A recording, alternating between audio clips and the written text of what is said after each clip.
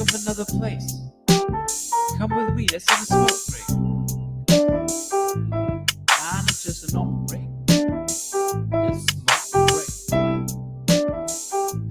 Smoke break. Smoke break.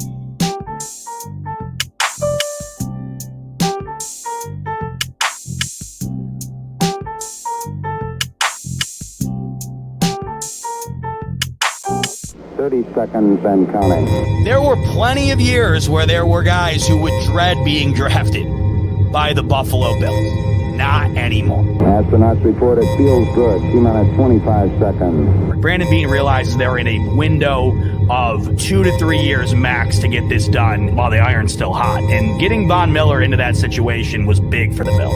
10, 9. Oh, baby. Ignition sequence start. 6, 5, 4, 3, 2, 1, 0.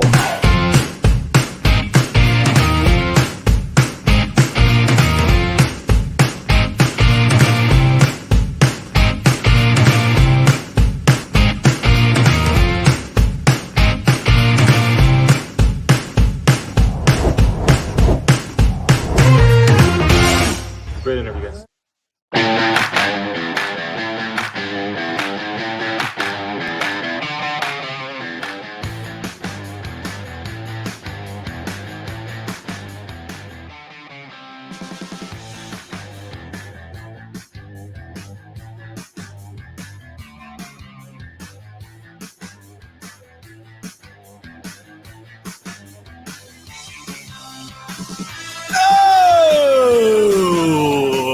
Oh, baby. What is up, Buffalo Fanatics? Z-Bot here with you live on the Buffalo Fanatics YouTube channel. Late night, Saturday night, Week 18 Eve for the Buffalo Bills. If you're wondering why I look like I'm in a prison cell, I still have my freedom. I am not arrested yet. I'm in my parents' basement. Came home for my mother's birthday. Came home to watch the Bills secure the division. So I am in Rochester, New York, presenting to you the smoke break here on the Buffalo Fanatics YouTube channel. I hope you're all doing well late on this Saturday evening as we watch 2 Week 18 games, 2 important games that just came to a close that are starting to shape up the NFL playoff picture as we continue to know a little bit more and a little bit more as to what the lay of the land is going to look like 1 week from today, tomorrow, and Monday for Super Wild Card Weekend. One of those teams just punched their ticket a couple of minutes ago as the Houston Texans, the rookie head coach led, or rookie quarterback led Houston Texans, perhaps a team many would have had being one of the worst in the league, just punched their ticket into the playoffs. We'll talk about them for a bit tonight because that would be the team that our Buffalo Bills would face. Well, one of the scenarios, at least, that they would face next week should they win tomorrow night. There's a few factors at hand. Let's start there. As we kick tonight off, tonight what we're going to do is we're just going to take a look at what happened today, how it impacted the Bills moving forward. And then, of course, we'll talk a little bit more about what we have in store for us tomorrow night, because ultimately that's the only thing that matters. Yes, we can talk about the outside factors, which they are outside factors. Let me preface that, by the way, because every time I bring out the outside factors, there's always something, at least 10 people in the comments on Twitter. Bills can control what they can control, or we don't deserve to have help from outside anyways. 2 things can be true at once, folks, right? 2 things can be true at once. The Bills can, yes, secure their own destiny. Yes, did the Bills put themselves in a real tough spot, losing to Denver, losing to the Jets week 1, losing to New England? Yes. I'm aware. Still could have gotten help on the outside. Talking to you, Baltimore. Talking to you, Tyler Huntley. And they didn't get it. Still have a chance to get a bit more help tomorrow. Talk about that as well throughout the show. Here is where it stands right now as Saturday of the Week 18 NFL season has come to a conclusion.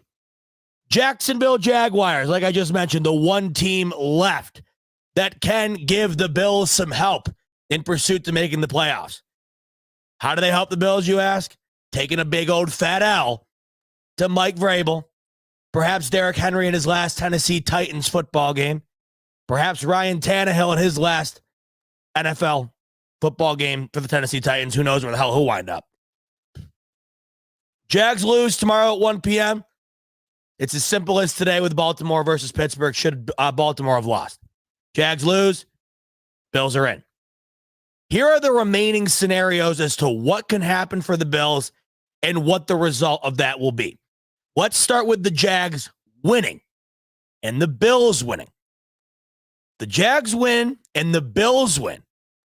The Bills will host C.J. Stroud and those Houston Texans who just pulled that win out by the skin of their teeth a couple of minutes ago.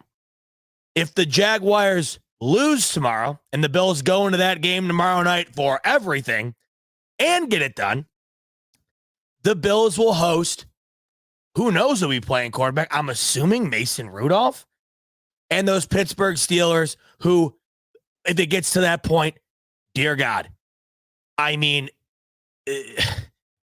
they'll be who the Bills play next week. But Christ, but good Christ, I'm praying to anybody who's a fan of this sport. And if you're watching this and you're not, then you must. This isn't a Minecraft channel, so I don't know. You might be clicking on the wrong link here.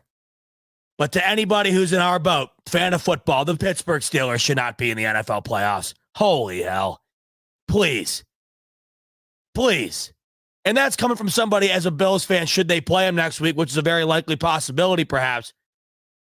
I'd welcome it, especially now that TJ Watt is hurt, a third-degree sprain, I believe he suffers in that game today is what I read. Jags lose, Bills win. Bills host Mike Tomlin and the Pittsburgh Steelers next week. That's a team, essentially the Iowa Hawkeyes of the NFL, and it's funny because they have the same exact color scheme too. They're a terrible watch, just a terrible watch. And somehow losing to New England a couple weeks ago, losing to the Cardinals, looking like their season was over, back from the dead, win today, and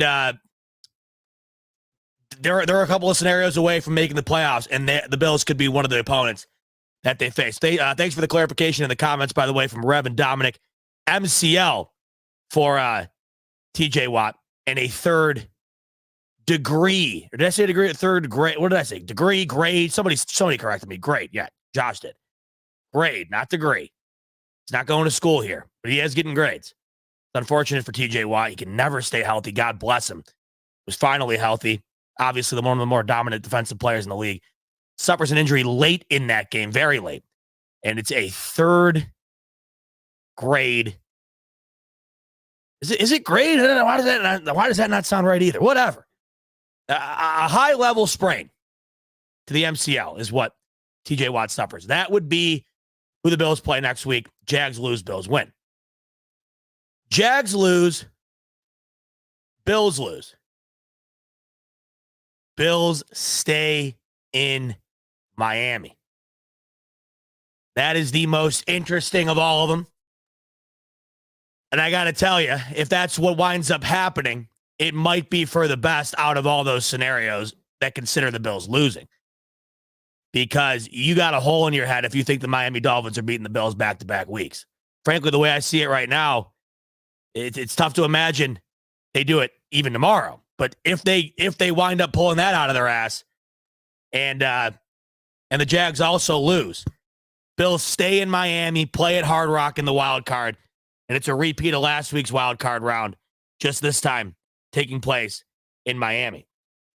And then the absolute worst case scenario, and it's still on the table. Jags win, Bills lose, and the Bills are done. those are your four scenarios. Let's run through them real quick once again. If the Jags win and the Bills win, the Bills will host C.J. Stroud and the Houston Texans.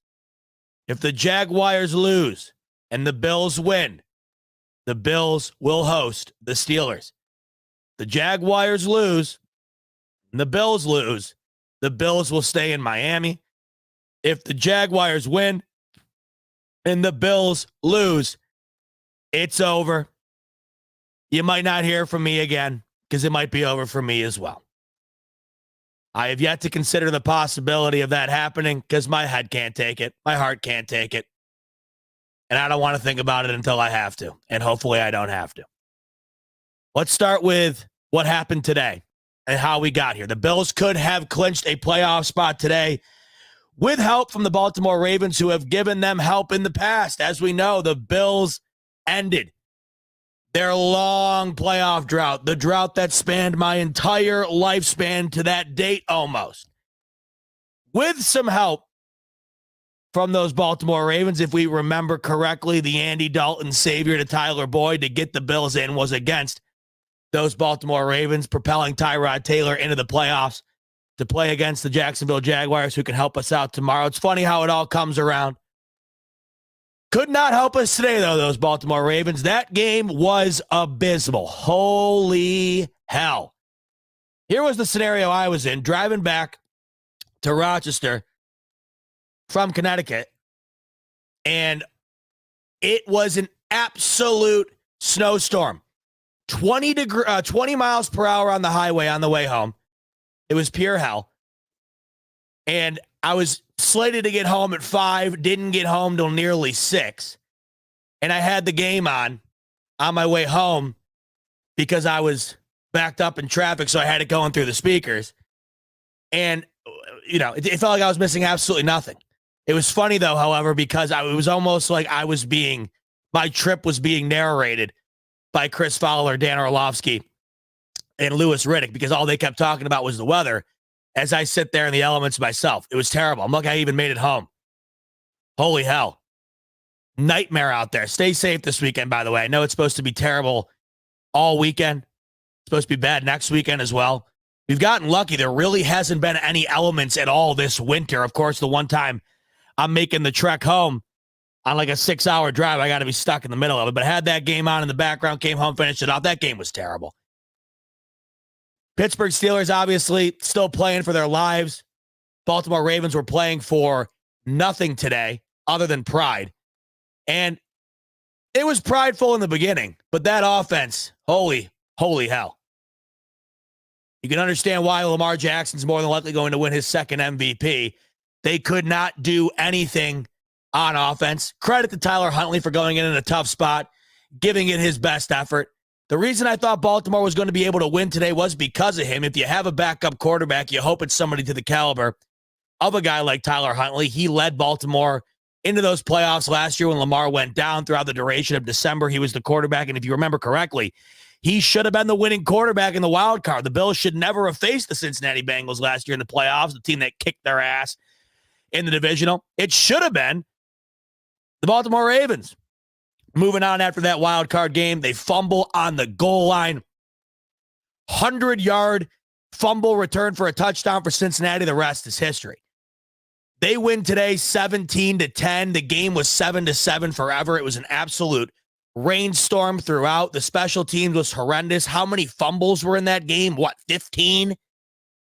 And one of them too many for the Baltimore Ravens, swings it in the favor of Pittsburgh. Baltimore had an opportunity to go down and tie the ball game on that drive. They fumble.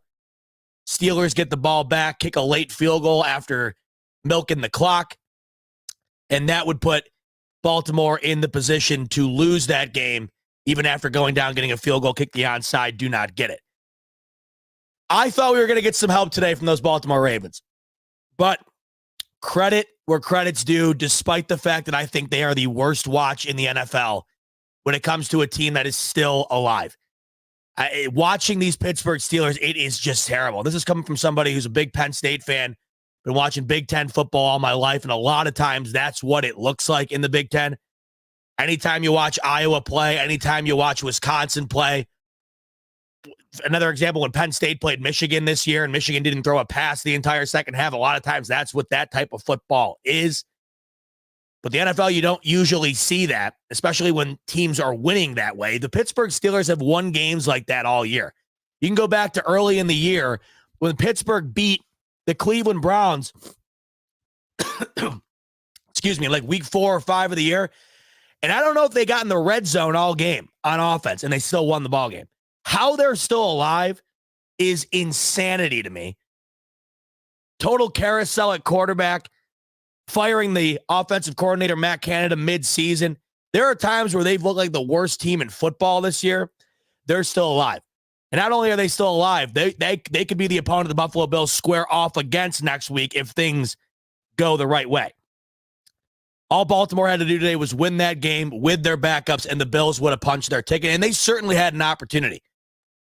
Steelers early on in that game looked like they were going to be able to run the ball down Baltimore's throats. It looked like Najee Harris was going to be the focal point of their game plan, and early on it was working, and that started to go away a bit. Baltimore's defense started to shore up. There was turnovers, of course, that were in play that helped swing it back into Baltimore's favor. 7-7 going into half. Baltimore had a chance to win that game throughout its duration, just couldn't get it done. Pittsburgh gave them every opportunity right before the half. They were about to take the lead on a field goal. They fumble right before the half. It remains 7-7. The difference in the ball game, and this is what Pittsburgh has done all year, it is remarkable to me. Pittsburgh has won how many of these games? Almost solely due to 1 or 2 plays in the game. Despite their offense doing nearly absolutely nothing throughout the duration of the football game, they will seemingly every week find 1 or 2 explosive plays. That's it, and that will win them the game. And today, that's what it was. Could not throw the ball at all in the elements, and naturally, a 70-yard touchdown from Mason Rudolph on a slant route ends up getting it done. That would give them the lead. Baltimore, with their backups in, could not overcome the deficit, and they lose. So, as I like to say, thanks for a whole lot of nothing today, Baltimore Ravens. For those who are interested in the New York Times simulator and what they have to say about that, which I know you are, with that loss for the Baltimore Ravens, the Buffalo Bills go from a 95% chance to make the playoffs going into tomorrow to a 68%.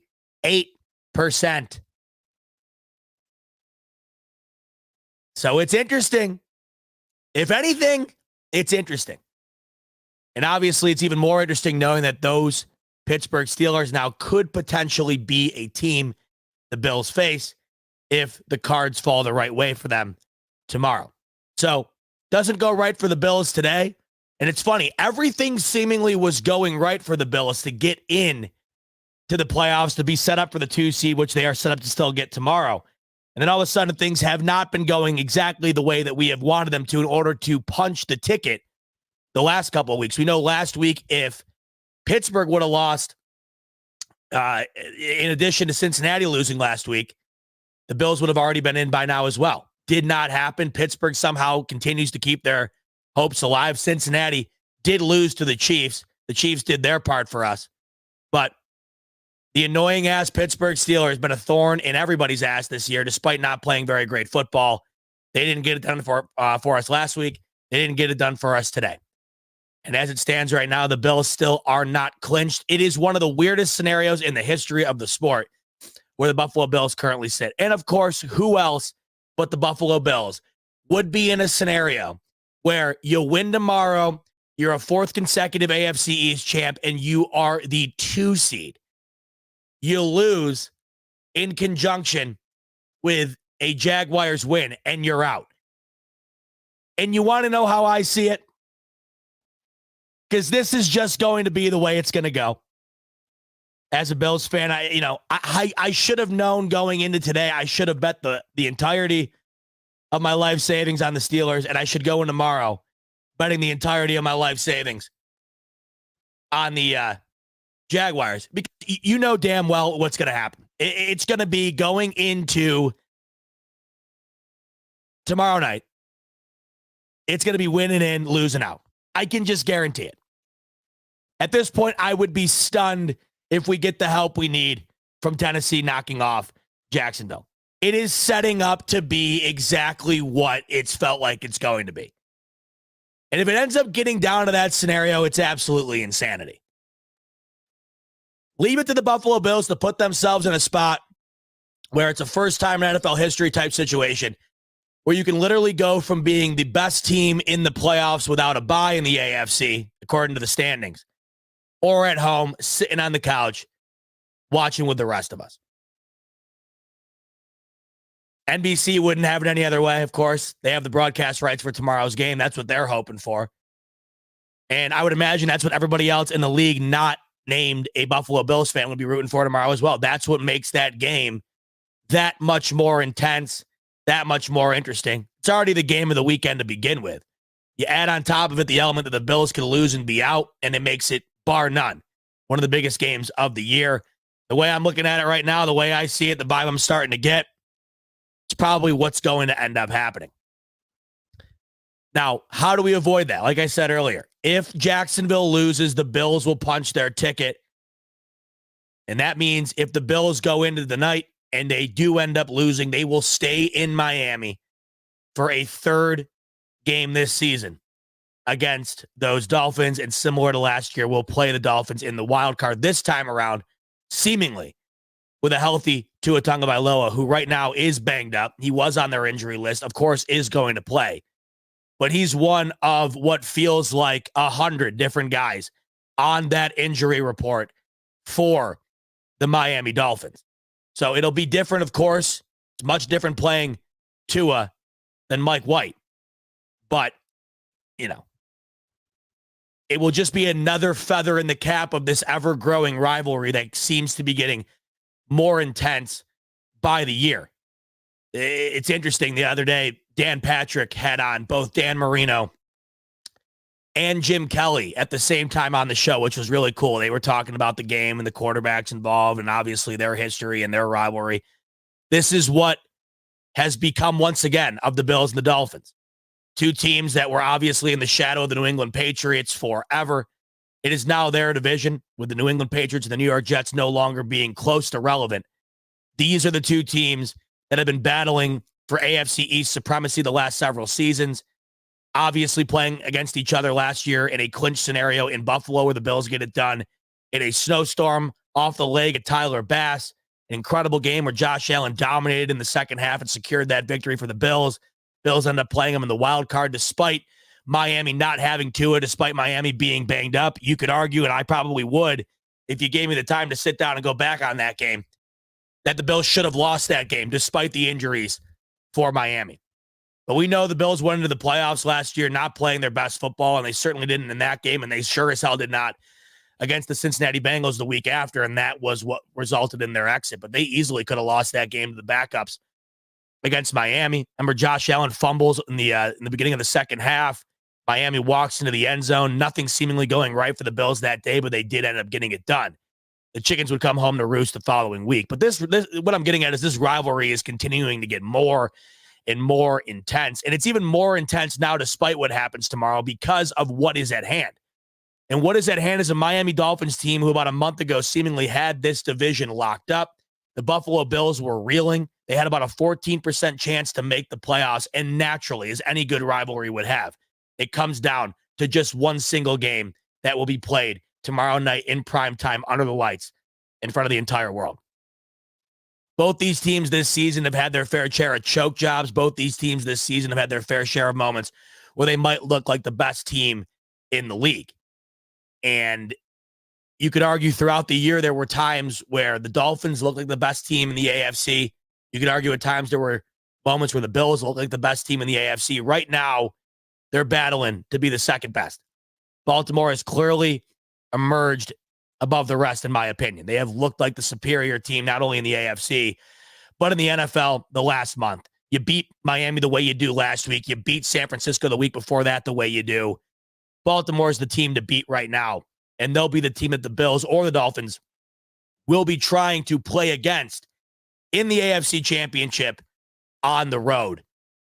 That would be the only scenario where either the Bills or the Dolphins play on the road based on whoever wins tomorrow night. The 2 seed gets, of course, 2 home playoff games if the Baltimore Ravens get it done in the divisional, which I still think is easier said than done.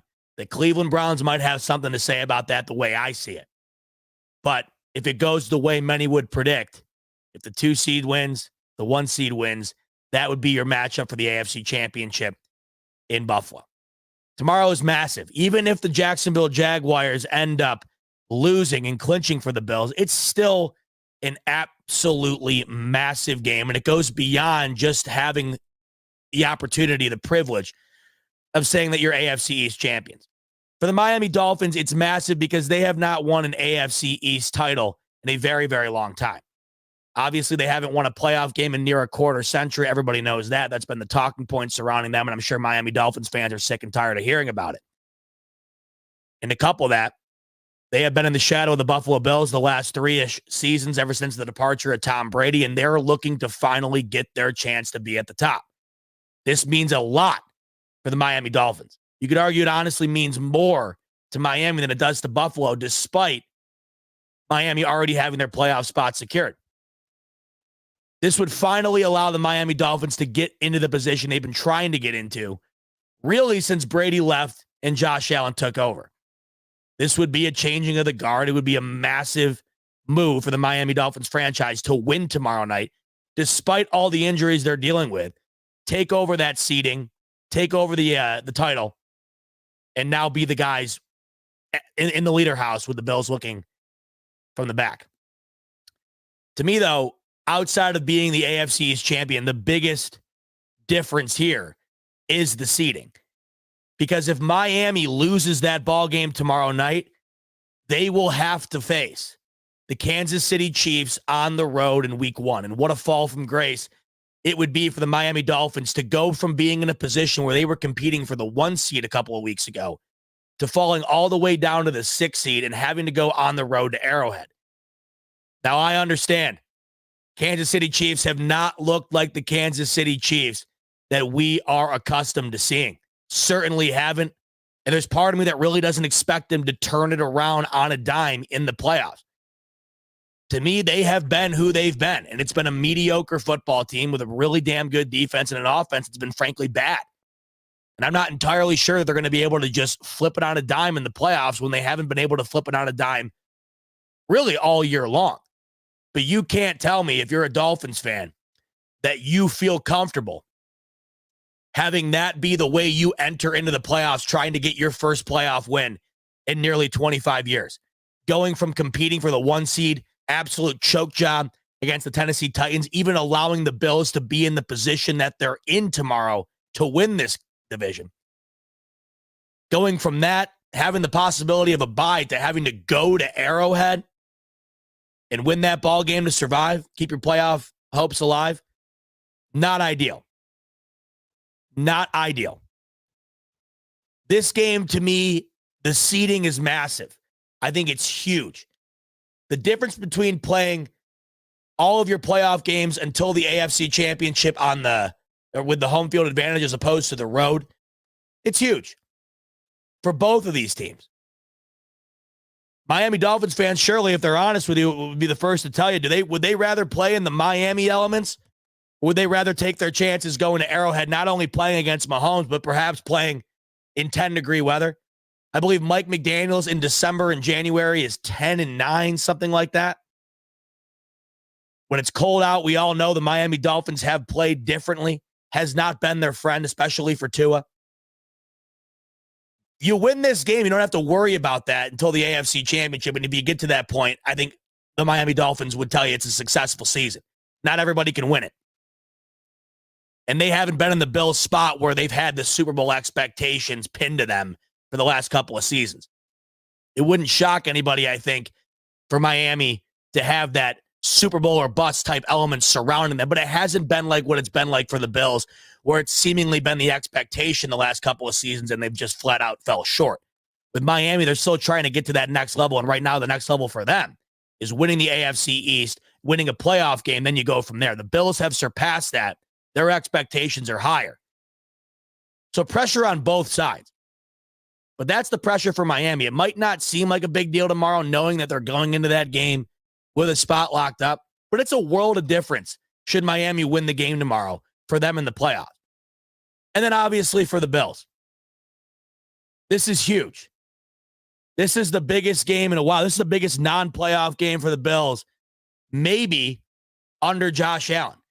We know what this team has been all year. They've been very inconsistent. There have been moments where this team looked like they were dead in the water, moments where this team had people talking about whether or not they might be the best in the AFC.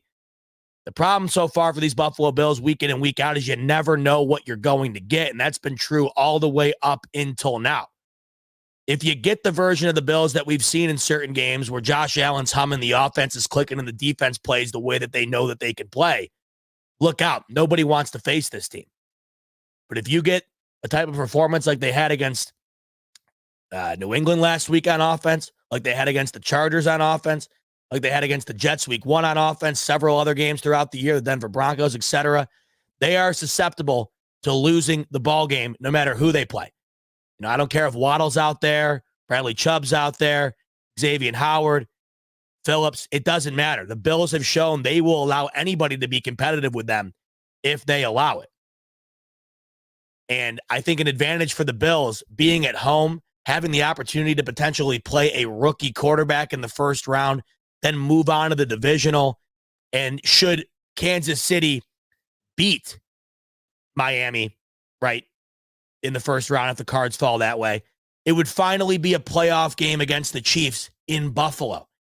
It has felt like every single time the Bills have taken on these Kansas City Chiefs, it has been on the road in Arrowhead. The only time they played against the Chiefs at home was during COVID when nobody was there. So that's why it feels like the Bills have just flat out never seen the Chiefs play inside of the Ralph. And nobody has had the opportunity either to be in person to see Mahomes in Buffalo because it has not happened. The only time was COVID. You weren't allowed to go in the stadium at that point. So it would be a massive difference. And then if the Dolphins end up winning that game, I believe they would be the team that would have to face Baltimore. And just one more reason why it's so big for Miami. Because if they're the 6th seed and the 7th seed ends up losing, even if they beat Kansas City, I mean, we want to talk about a gauntlet. And if they get to the AFC Championship, you might as well pencil them in as the favorite at that point to make the Super Bowl.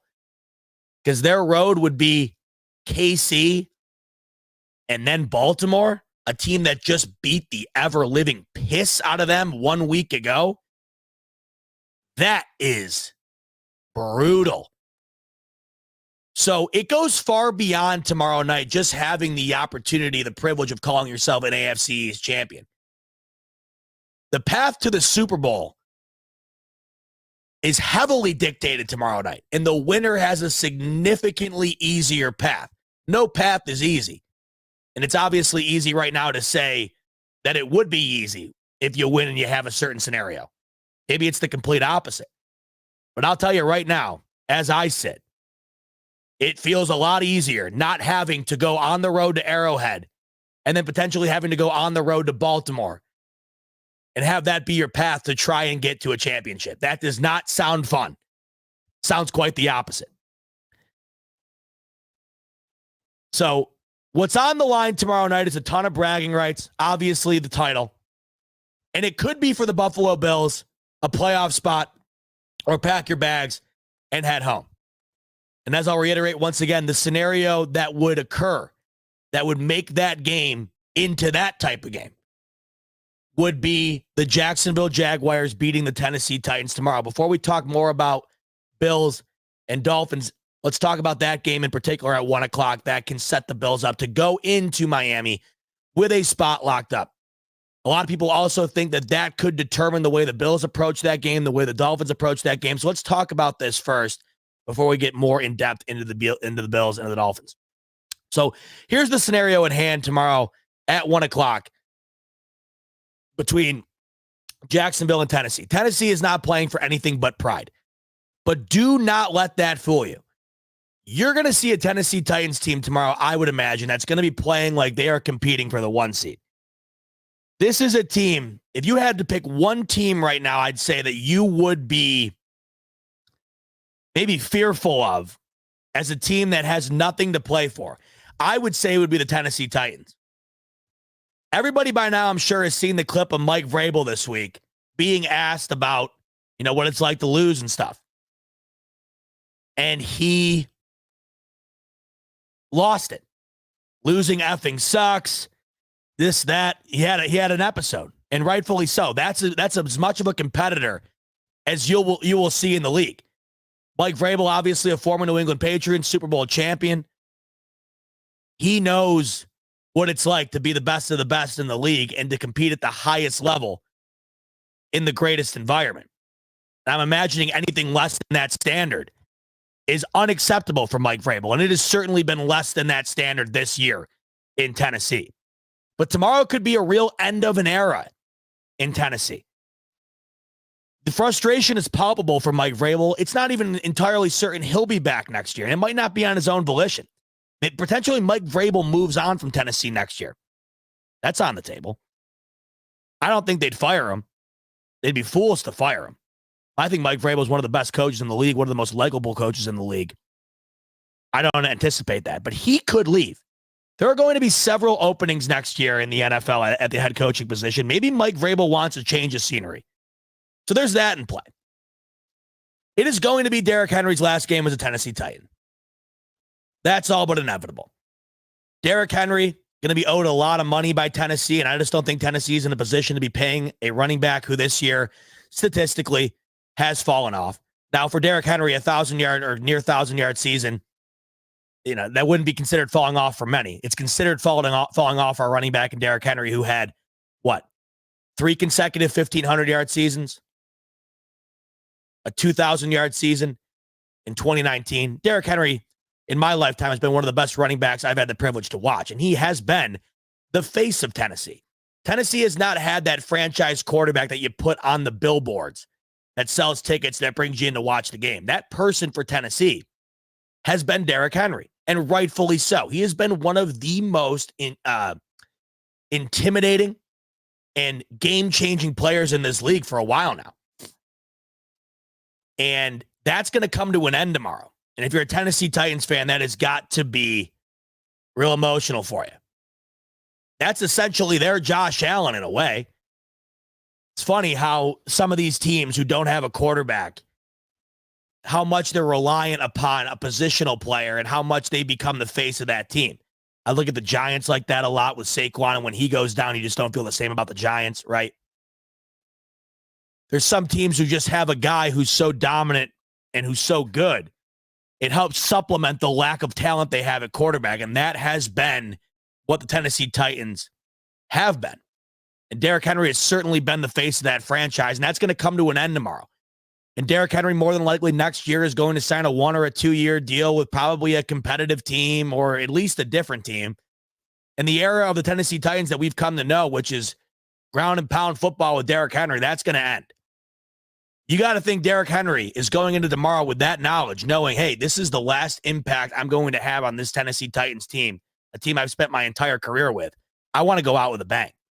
You mix that together with the inspiration that I think Mike Vrabel is infusing into that team throughout the week. They're not going into this one with their heads down, acting like they're playing for nothing. I can assure you that. So Jacksonville goes into this game, and this is a team that you've all but forgotten about.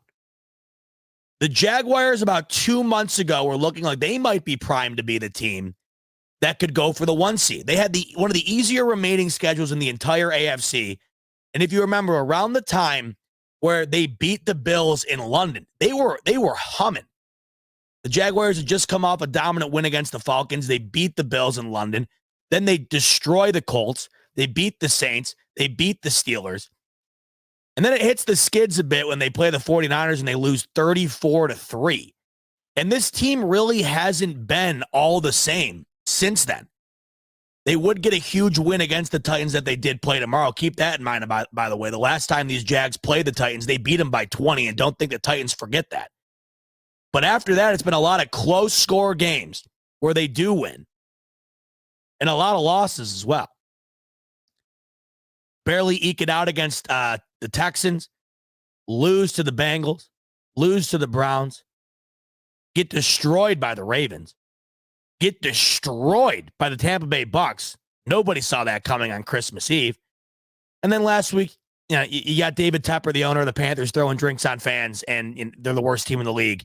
And C.J. Beathard comes in and wins you the ball game, but nobody in Jacksonville is feeling great about that. So it's one of those games tomorrow where I go in and I don't look at Jacksonville, who's obviously going to be a playoff team, and they're a team that they're obviously a threat. But I don't look at them as a team that's going to go in and walk all over the Tennessee Titans like they did a couple of months ago. I just think there's a lot at play here for Tennessee that might not be considered just because they're out of it. As it stands right now as well for Jacksonville, and I keep forgetting this because of how much they've fallen off. As it sits right now, Jacksonville would be the 8 seed. If they win tomorrow, they're in. If they lose tomorrow, they very well could be sitting at home. So this is a playoff game essentially for Jacksonville as well. So I think you're going to have two teams going at it tomorrow with a lot on the line. It's going to be a very competitive football game. I don't know how much I trust Jacksonville right now in a big spot to win a ball game now. If they win, they're in. It's a playoff game for them. They win, they are in the playoffs. If they lose, they're out. So that's a great game for the 1 o'clock window. 1 o'clock tomorrow, different than any other week, is much slimmer than the 4 p.m. window. I think there's only like 4 games on at 1 o'clock, 8-ish games, 7, 8 games on at the 4 o'clock, then obviously the Bills at night.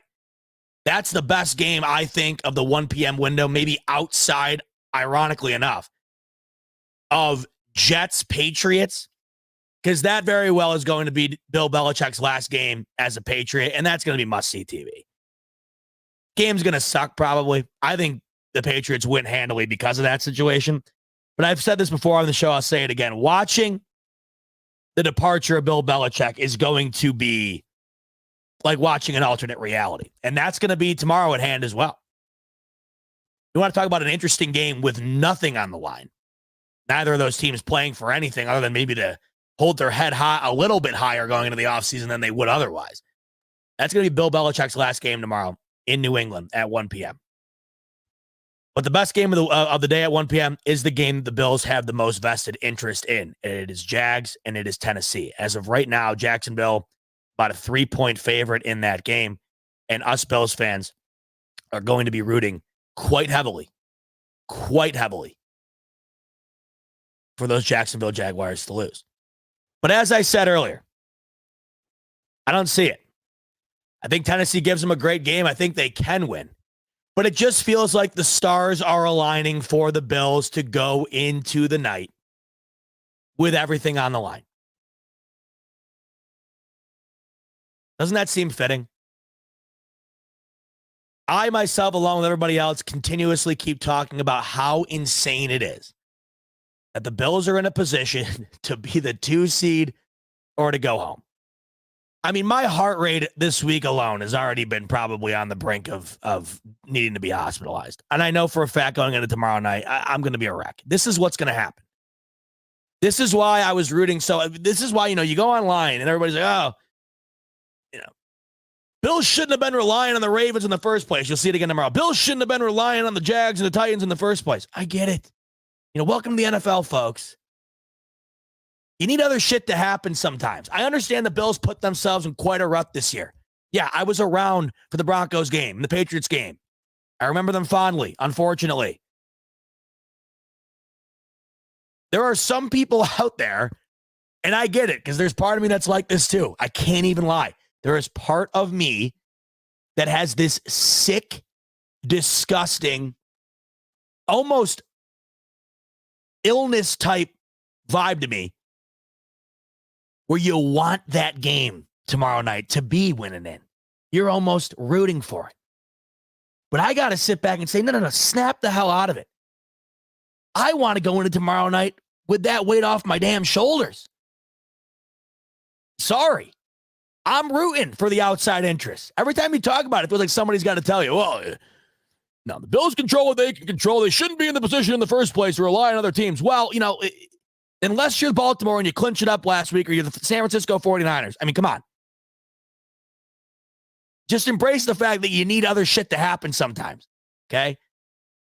I want to go into tomorrow night with a little less worry. Because I'm going to be I have yet to accept or face the fact that tomorrow night could be win or go home. It's sickening. And I don't want to have to, I don't want to have that going into tomorrow night. I'm sorry. If you do, there's a weird part about me that gets it, that does get it. It's effed up. It's almost like,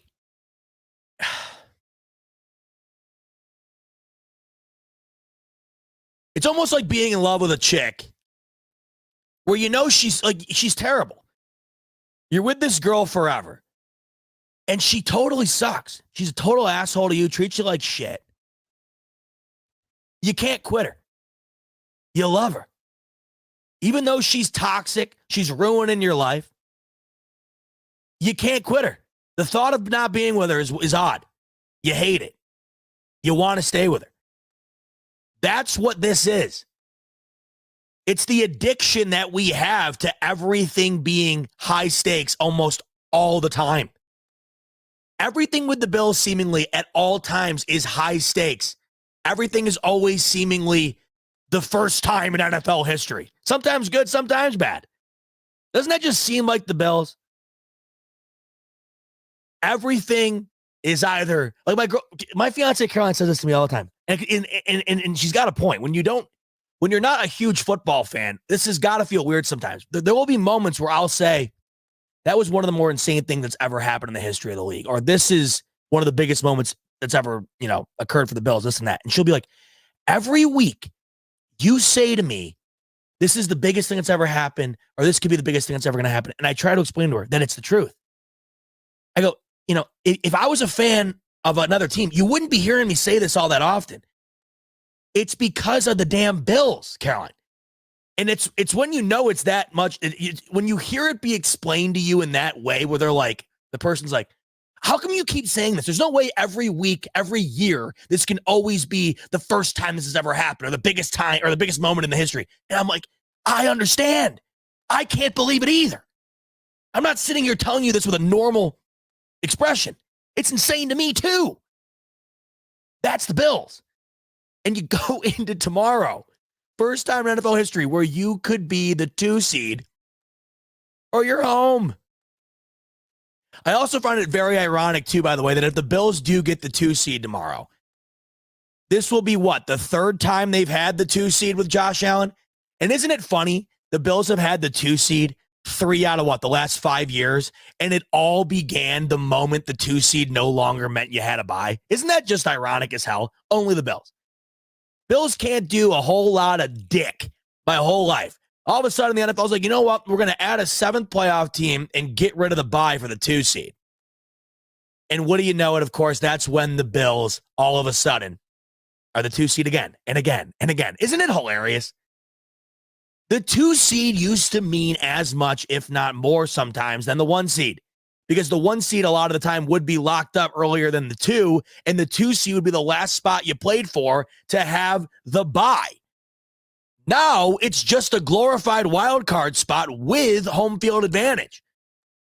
So it's always just something for these Bills. It's always been that way. I think it will be this way forever until I'm convinced otherwise. And of course, tomorrow night. And this is why if you're like me, you almost know in the back of your head that you can tell the future. Jacksonville will win tomorrow, and the Bills will go into tomorrow night with this game being absolutely everything. You also know it wouldn't be uncharacteristic of the Bills to go against this Miami Dolphins team who is insanely beat up and finding a way. I said this months ago. I said the way it's going to go is that the Bills they're in the position they're in right now where they shouldn't be in, or they might not be in, or they'll miss. They will come out, and everything I said, it happened outside of beating Philly, which I'd argue they really should have. Philadelphia has been one of the worst teams in the league the last month and a half. Yes, that's true. And their only win, I think they're 1-4 in their last 5, and their only win of course, was against the Bills in overtime, where it took a 60-yard field goal for them to get into overtime, and they were losing in overtime. Outside of that, I said they'll do everything to make this what it will be, because we're Bills fans. They will keep hope alive until they don't. They will be competitive and beat the Philly. That didn't happen, but sure as hell we're competitive. They will beat Kansas City. They will beat Dallas. They will beat the Chargers. They will beat the Patriots. They will be in it till the end. Don't get it twisted.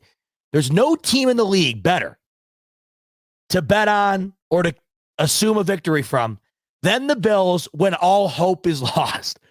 Because when all hope is lost is when the Bills come out of the dark and immediately reinstate hope into the entire fan base, only to exasperate it all in one final moment. And you're waiting for it to be different. You are waiting for it to turn, and that when that happens, it will be one of the more glorious days of our fandom, because that will essentially mean that they finally did it. But they haven't done it. They continuously give themselves opportunities to do it. We've seen it even well before I was alive, when this was more prominent than ever. 4 consecutive Super Bowls, right? Always have an opportunity, always give you the hope, always take you out at the knees when the hope has gotten the fan base to their highest point. And it's all happened. They were done. They were gone. I'll say it again. When they lost that Broncos game, you can go back and look right here on the channel. I titled the episode of The Smoke Break, "Done. Bills season all but over after loss to the Broncos." And that's how I felt. It's how you felt. Offense couldn't do a damn thing. Obviously, that resulted in the firing of Ken Dorsey. They looked terrible. They looked awful. There was no reason in that moment in time to think to yourself the Bills would be a playoff team, much less a damn 2 seed. Come on. And they did. But then you step back, right? And you're like, it's the Bills.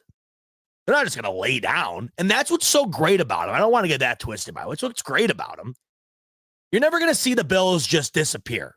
You'll see them disappear, but you better expect them to come back. They're never going to go away forever. But can they come back and stay there? And that's what we'll see tomorrow.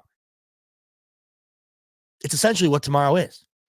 And tomorrow night, to me, is the perfect climax for this Buffalo Bills season. Doesn't it make sense? It makes so much sense, in fact, that it's almost like when you go back to the stupid, it's scripted type conversation that we have all the time with the scripts in, all this stuff. It almost feels like this was the Bills script, and this would be the most classic ending to a type of season like this, where it truly encapsulates the entire plot of the year. There were moments where this Bills team looked and felt like the best team in the league. After going out and losing the Jets game the way they did in week 1 and following that up with some of the more dominant play we've seen this year from any team, right? Go out, beat the brakes off of the Raiders, beat the brakes off of the Commanders, and then really put the icing on the cake against the Dolphins. That after that Dolphins game, and you got to remember, by the way, I know it's crazy to think about now because it seemed like it was so long ago, and it was. You got to remember, when the Bills went into that Dolphins game in week 4, or was it week 5? No, it was week 4. They were 2-1, coming off 2 dominant wins. The Dolphins were coming off a 70-point offensive performance, beating the Broncos by 50. The Dolphins looked like the best team in the league, and we were just 2 weeks removed from the Bills getting embarrassed by Zach Wilson on the world's biggest stage in Monday Night Football. And the Bills laid the hammer on Dallas. Or excuse me, well, they did that too, but on Miami. I mean, they beat the living shit out of them. And this was coming off one of the most unbelievable performances ever. Back to like, if Caroline was sitting here, she'd be like, oh, there he goes again. It was 70 points. You win by 50. Come find me the next time that happens. So that was the moment where everybody was bought back into the Bills. You sold the hell out of your stock after week 1. Rodgers goes down, Wilson's in, this Bills team shits themselves. And you're thinking, my God, this is what this year is going to be?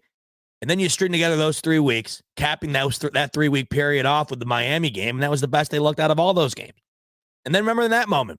And it's the circus of the NFL. After that week, you go to all the power rankings, and the Bills were number 1 and 2 or 2 in all of them. All of them. And rightfully so. Who the hell was playing better football going into week 5 than the Buffalo Bills? And then all of a sudden, everything started to get different. You go to Jacksonville. Matt Milano goes down. You look like absolute piss in Jacksonville. But you're saying to yourself, all right, just came off a huge win against Miami. Jacksonville was already over there in London. They had spent 2 weeks there. Maybe that was a factor. You lose Milano in the game. Maybe you couldn't recover. Maybe that was a factor. They couldn't do anything in that game offensively. They were terrible. But as we do, we find the excuses to justify. I don't ever give excuses to excuse the win or the loss itself, but you think of things that might have factored into why they lost, and there was plenty of factors in that game to consider. Hell, I remember going back to that and remembering Travis Etienne telling Mike Florio that he felt that was a massive reason as to why they beat the Buffalo Bills that game, being over there for 2 consecutive weeks in Jacksonville, right? It was a factor. So you're considering that and all the other things. But they would really never recover after that. They would look very similar to how they looked in that game every single week after that. Even in their victories. Looked awful against the Giants. Should have lost that game. Looked awful against Tampa Bay. Hail Mary, Chris Godwin turns around. The Bills might not even be playing for anything tomorrow. There was that game. Looked terrible against Denver. Lose to New England. All of these games. So you go from being maybe one of the best teams in football, everybody else agreeing with you, looking like one of the worst, at least, at the best, mediocre. And then it gets capped off with the 12 men on the field against Denver. And then the tide completely turns again. You fire Ken Dorsey. You go out. And at the time, Philadelphia had not shown their true colors yet. They hadn't. They went into that game against the Bills with only 1 loss. And that was the beginning of the Philadelphia downfall. I don't even know if Philadelphia gets out of the first round of the playoffs right now the way that they're looking. They look terrible. I wouldn't bet on them in any capacity. But nobody knew that at the time. And the Bills went into Philly on a rainy night, went off on offense. Defense struggled in that game. Took them to overtime. But it just felt different, right? It felt way different than the previous weeks. It felt like the Bills actually had an opportunity to reinstill confidence into us as fans, into themselves, and look like a team that could end up competing. And obviously, inevitably, like I said, that's exactly what happened. They have not lost since. They've had some scares, but ultimately have gotten it done. There were games all year where they had scares and they wound up losing. So that's why I think tomorrow night, and what it's going to wind up being more than likely, is the biggest and most accurate representation of this team as a whole. Because if you win the game and you're the 2 seed and you're the AFC East title, or the AFC East champion, you represent what the Bills had looked like at times this year. One of the best teams in the league, a championship contender, and a team that can compete for a Super Bowl. And that would be represented by being the 2 seed. That would be represented by being the AFC East champion, right? But if you lose this game and Jacksonville wins, you're out. And that's also very representative of other times throughout the year for these Buffalo Bills. Did the Bills look like a playoff team to you against the Giants, right? Against the Bucs, against New England, against the Jets? No. There was a whole lot of that right at the bottom. There was a whole lot of stuff at the top. And there was a whole lot of stuff in the middle. And that's why this game makes a whole lot of sense. There is a top to this game. There is a middle. And there is a bottom. The top, inevitable. Win the game. You're the 2 seed. You're a 4th consecutive AFC East champion. If the Jaguars lose and the Bills lose, there's your middle. You're the, 6 seed? 7 seed, I think. No, you're the 7 seed. And you stay in Miami. You play Miami again. There's your middle. You're barely in, but you're in. And then there's the bottom. You're at home. Done. Season's over. Tomorrow is the most fitting end to a very tumultuous roller coaster type season for these Buffalo Bills. How is the greatest story ever told? Shout out my buddy Dan Mitchell. Going to be extended or ended. We find out tomorrow. Now, there's factors in this game that many people might not want to admit, and I surely understand that that's going to be the conversation amongst many Miami Dolphins fans, and I can see it now, right? It's going to go one of two ways, and you better be ready for this. As fans, this is going to be what it is. It's inevitable. Bills win tomorrow. You're going to go online, and every Miami... Oh, I'm still there. Sorry. I thought, oh, my God, I just had a panic attack. I thought I hit end stream. I would have just been so mad. And we're humming here. That's happened to me before. Didn't happen. Okay. Get ready for this. Buckle up as a fan because this is going to be what's going to happen tomorrow. It's beyond annoying. I can't stand it. I'll get into this in a second. Hold on. But let me just paint the picture of what's going to be, what you're going to experience tomorrow. Okay. Bills win. You're going to go online, and Miami Dolphins fans are going to be like, well, yeah, no, of course they won. We were without Xavier Howard. We were without Jalen Phillips. We were without Bradley Chubb. We were without Jalen Waddle. We were without Raheem Mostert. That's what it's going to be. The team that always gets on everybody else for making excuses for their losses, they will be making every excuse in the book tomorrow night if they lose to the Buffalo Bills. It'll be the Bills would never have beaten us at home in full strength in this type of moment, right? The Bills only won because we had this many people out. Did you expect Miami Dolphins to be competitive? Well, you did. You all were telling me all week long that they were still going to win despite anything that's going to happen, despite anything they were dealing with going into that game, right? And if they do end up winning the game, you will read the opposite. Where, look, at the Buffalo Bills suck. Miami beat them without anybody. They suck. Bills are terrible. They couldn't beat the Dolphins in a win-or-go-home situation without Waddle, without Mostert, without our two best defensive edge rushers, without maybe one of our best coverage players. It's going to be one of the two. Strap in for one or the other. That's what it's going to be. They live in an alternate reality, and I understand a lot of fans do. But I try to stress this on this show more than anything. Being a rational, level-headed, and honest fan is the best thing you can be. We're already nuts to begin with as fans. You're never going to not be insane. I'm insane. You're insane. We're all nuts. So it makes it great. That's why we love this game so much. You're not fully invested in the team if it doesn't absolutely ruin your week or make your week all the same. Or at least you're not as invested as others, I would say. I don't want to say you're not. Because, there's probably people out there that are fans that are able to be, they're able to compartmentalize grown men throwing a pigskin around. I can't. Incapable. Sorry. And I've said this on here a 1,000 times. Is it more than likely a mental disorder? I would think that it is. Yes. It is certainly a problem. It affects my emotions far too much, maybe more than any outside factor in my life. It's disgusting. Is it sad? I'm nearly 30 years old. I'm getting there at least. Is it sad? Yes. My dad is almost 60 years old. Same shit. Doesn't matter how old, right? Doesn't matter. It's just the way it is. Sorry. I didn't choose this shit. I didn't choose it. I didn't sign up for it. I was born into it. And that's the way it is. And I love it. It's back to earlier when I was talking about the people going into tomorrow who almost want this game to be win or go home because we are so used to it. We love it. We're addicted to it. And even though we know it is nuts, it's still it's still a party and none the same. And you wouldn't change a thing, and I wouldn't either. I love it. It's my favorite thing. Right? But it's also, the other end of it, it's what makes tomorrow, so damn big, so huge. And you look back on the whole year and it encapsulates everything. It's funny how 3-4 months of your life dedicated to this team, it all comes down to one moment. And this happens with every team as soon as you get into the playoffs. But it happens a week earlier for the Bills than most others. And after the year that it's been, it's what makes it a little bit more intense, is all.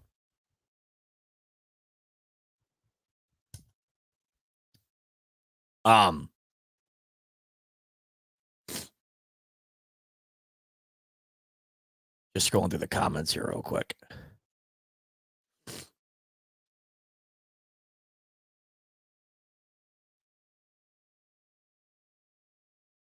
Seeing the comment here about the stadium situation. How interesting is that, by the way? So, as it stands right now, the projected seat capacity or attendance or whatever however you want to coin it for tomorrow is supposed to be above 50% in favor of the Bills, which is nuts. I mean, imagine that game being in Buffalo tomorrow and having the expectation be over 50% Miami Dolphins fans. We wouldn't allow it. The one thing about Dolphins fans that have been pissing me off to no end, and it's in the inclusion of several other factors as well. By the way, back to the point I was making about the passion and all that stuff. I don't even know where I was going with that. I apologize. It kind of just died. I was getting so into my thoughts about about everything like I typically do. I don't even know where the hell that was going. I think where I was trying to take it was that we are so nuts sometimes, and this is not just Bills fans, it's everybody. We're so nuts sometimes that the delusion is kind of it is broadcast on everybody else, and you don't even feel like you're doing it.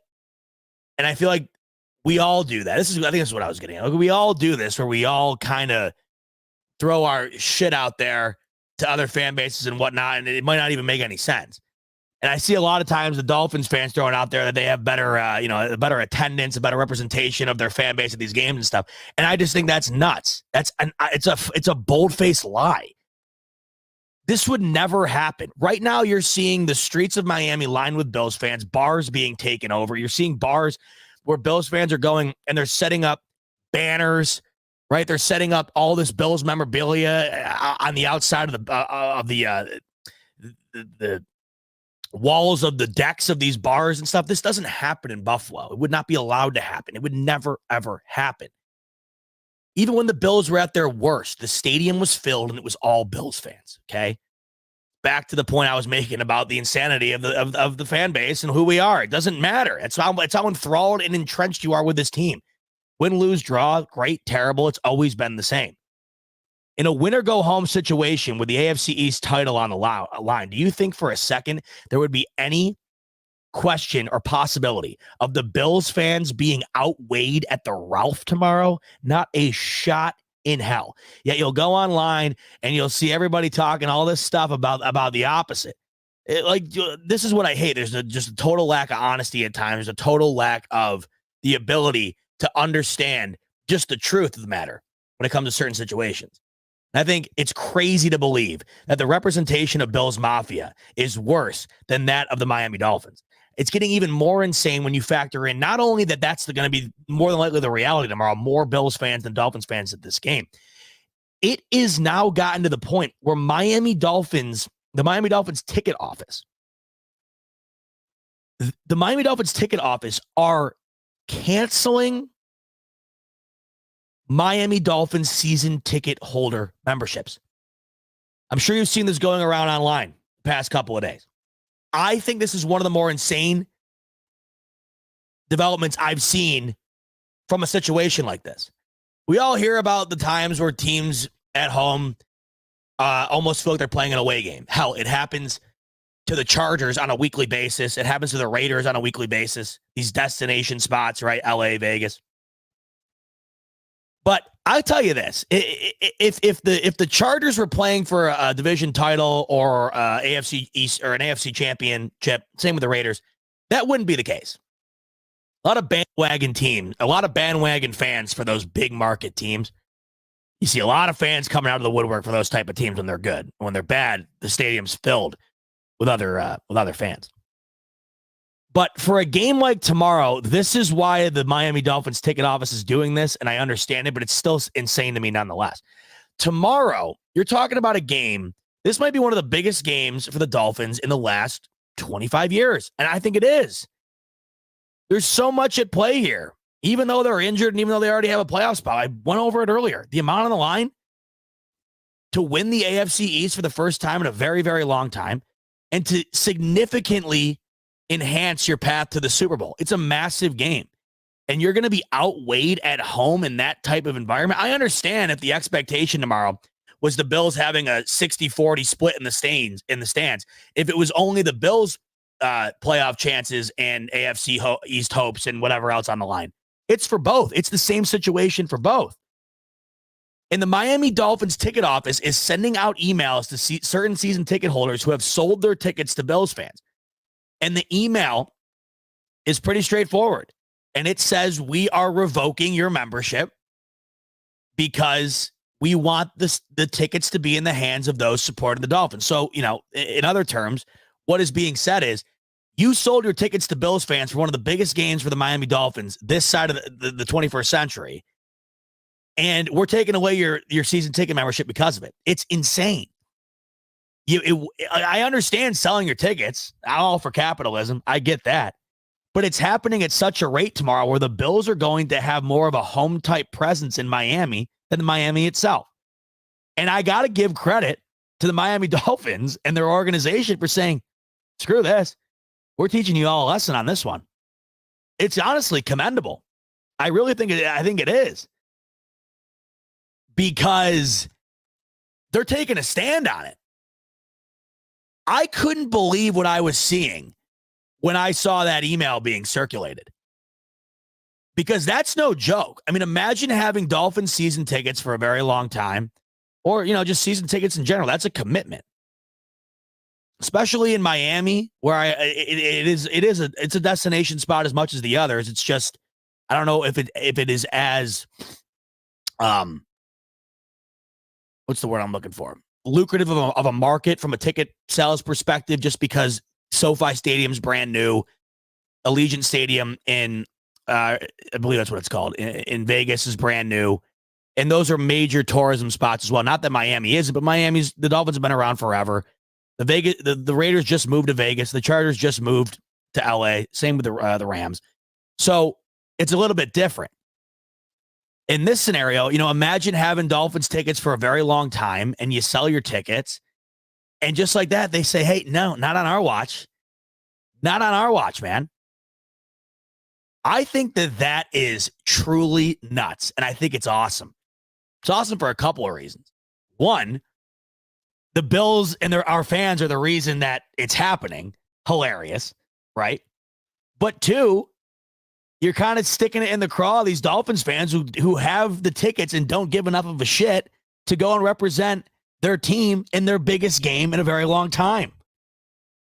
It got so bad throughout the week, the ticket sales to the Bills, that there was clearly a meeting amongst the staff that is in control of the ticket sales for the Miami Dolphins, and they said, we are putting an end to this. We are making a statement. So if you haven't seen that circulating, once again, there is an email going around, not to everybody, but to certain season ticket holders of the Miami Dolphins who sold tickets to Bills fans. And the email pretty much flat out reads, you sold tickets to Bills fans, and because of that, we are revoking your membership as a season ticket holder for the Dolphins because we want those tickets in the hands of those cheering on the Miami Dolphins. It's nuts. It's just one more element added to that game tomorrow. That makes there's so many things about that game going tomorrow that are just huge. That's just one more little thing to me. It's just one more little thing. Got a couple of super chats here. Let's get to those before we move on to anything else. Let's go to Ryan at the top here. Ryan comes in. He's saying, has there ever been a team to fire their offensive coordinator and win the Super Bowl? Go Bills from Cali. I believe the answer to that question, Ryan, shout out to Cali and yourself out in Cali, as we were just talking about the destination of SoFi Stadium out there and talking about a stadium that oftentimes is outweighed with opposing fans. I believe that has not happened. I believe I heard that earlier in the year when Ken Dorsey did get fired. If you know of a different answer, correct me if I'm wrong and let me know. But I'll tell you this, the Bills are about to be the first to do it. We were talking earlier about the Bills being the team that does a lot of first time this has ever happened type things. Well, there's another one for you right there, right, guy. How about that? First team to fire their offensive coordinator and win a Super Bowl. There it is. I can give Caroline one more. This is the first time this ever happened. She'd be like, what do you? No, again. And I'm like, you better believe it, baby. You better believe it. But to answer your question, Ryan, I don't think that's ever happened. But let's make it the first time it's ever happened this season. Ismail, my man, coming in. He's going, Fangio can't coach against good mobile QBs. Beat down by Buffalo, Philly, Kansas City, Baltimore, and Tennessee. We smoke them tomorrow. Ooh. Ismail is calling for a smoking of the Dolphins on the smoke break. We smoke them tomorrow. 38-17. It ain't close. Go Bills. Loving the confidence. And I'm going to talk more about your point there that you're making about Philly and Kansas City and Baltimore in a minute when I talk more about this game, because that is a massive factor going into this one that looms large surrounding the Miami Dolphins. One more reason why this game is so big for them tomorrow. Maybe one more reason why the ticketing office got together and said enough's enough. We're making a stand. We're taking away some of these season ticket holder privileges. Cody coming in. Josh is no rookie. You are a vet now. You control all Buffalo. You want to get us a ring? Tomorrow is our Super Bowl. This is when we need you, Josh. Couldn't agree more, and it might help you sleep a little better tonight knowing that Josh plays no better football against any other opponent than the Miami Dolphins. Josh Allen has, for whatever reason, saved his best performances for these Miami Dolphins. 10-2 against Miami or the Buffalo Bills under Sean McDermott. I believe Josh Allen himself is 9-2. And if you look at his numbers, actually, no, Josh Allen, I think he's 10-2 too. I don't know, whatever. 10-2, 9-2. It's been utter dominance. And Josh Allen's numbers are reflective of that. Josh Allen's numbers have been absolutely extraordinary. Of course, I didn't save the picture that's been going all around social media. It's a graphic of Josh Allen's numbers against the Miami Dolphins, and it's unworldly. It's like first ballot Hall of Fame. Like if Josh Allen had those numbers for his career, if you just took Josh Allen's career numbers and replaced them with his numbers against the Miami Dolphins, I mean, he would be the most shoe-in first ballot Hall of Famer maybe of all time. The numbers are absurd. Here it is right here. I found it. Got it right up here for you. The graphic that's been going around all over social media, courtesy of PFF. Here's Josh Allen's career record and statistics against the Dolphins. So it was 10-2, not 9-2. 10-2. Okay. Just, this is it's absurd numbers. And believe me, we know as Bills fans what it's like to be on the other side of a waxing, a consistent beatdown by one guy, i.e. Tom Brady. What was his record against the Bills? 32-4. Laughable. Well, you couldn't even, a comedy sketch couldn't make up what he was against the Bills. Not saying that this is what it is, but it's a hell of a start towards getting there. Just south of 4,000 yards against the Dolphins. One touchdown shy of 40 touchdowns against the Dolphins. 7 interceptions. So a 39-7 touchdown interception ratio. Nearly 110 passer rating at a 10-2 record. It's unbelievable. 3,947 yards, 39 total touchdowns, 7 interceptions, 109.2 passer rating, and a 10-2 record. Nobody plays better football in the league than Josh Allen when he's playing the Miami Dolphins. Why? I don't know. Could be to the point Ismail was making earlier about Vic Fangio. They have not been able to figure out Josh Allen. And it's weird because they've had more opportunity to play him than just about anybody else. And the other two teams who do score off against the Bills as much as Miami does, right? The Jets and the Patriots. You could argue there's no better team in the league than those two teams when defending Josh Allen. Bill Belichick has surely had his days against Josh Allen. You could argue he had one last week. I thought they defended the living shit out of Josh Allen last week, played exceptionally well defense. And then I'd argue nobody's played better defense against Josh Allen in the entire league at all than the New York Jets. I don't think anybody has exposed Josh Allen the way the New York Jets have exposed Josh Allen defensively at times. So it's interesting. Out of all three of those teams, Miami would clearly be the best of the three, yet the two weaker teams have, bar none, defended Josh Allen much more competitively. And it makes you wonder why and how. But up until this point, they've had as many cracks at Josh Allen as the other two have, and those are the numbers at hand. By the way, I want to go on a side tangent here for a second about that situation and Josh Allen. And before I do, let me give a quick shout out to my friends over at BetUS. As you know, the Smoke Break is powered by BetUS, and we got a ton of betting opportunities coming up for us, not only this weekend, but well into the next couple of weeks and beyond as the playoffs get underway. Nothing more intense than the playoffs and a little bit of coin on the games. And you can get in on the action over at BetUS with the link in the description below. You receive a 125% sign-up bonus when you click that link and you sign up via the link. BetUS has NFL, NHL, NBA, props, parlays, teasers, straight bets, you name it. BetUS has it all, not to mention some of the best customer service in the game, exceptionally fast payouts, and a ton of different markets to choose from. BetUS, it doesn't get much better. And what's crazy right now, and I want you to listen up about this, what's crazy right now about what BetUS is doing, it's super cool, and I couldn't be happier to be partnered up with them during this time because they are doing some crazy stuff right now, including giving away tickets to the Super Bowl.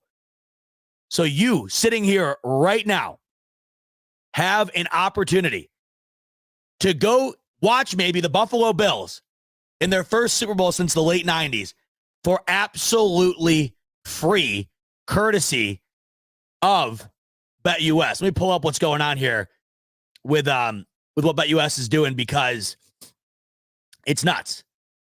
The thought of going to the Super Bowl for many of us is crazy, but the thought of going for free is even crazier. And here's what BetUS has going on. Here's how you can enter.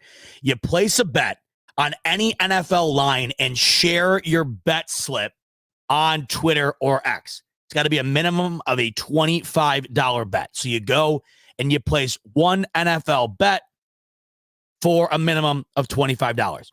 You go to Twitter, you post it. You tag at BetUS_official.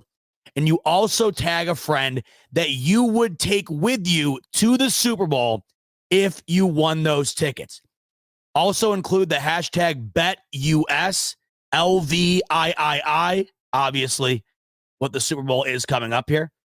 And you're entered to win. The contest will end on the 25th of this month, and the winner will be announced on the 26th. So you follow those steps, you enter, and next thing you know, you are in the running for free Super Bowl tickets. And I can't even imagine what that would be like, but you have the opportunity to do it. So you sign up in the link in the bio. You do all that, you're entered to win. One more quick message here from BetUS that further explains that giveaway that I'm referring to.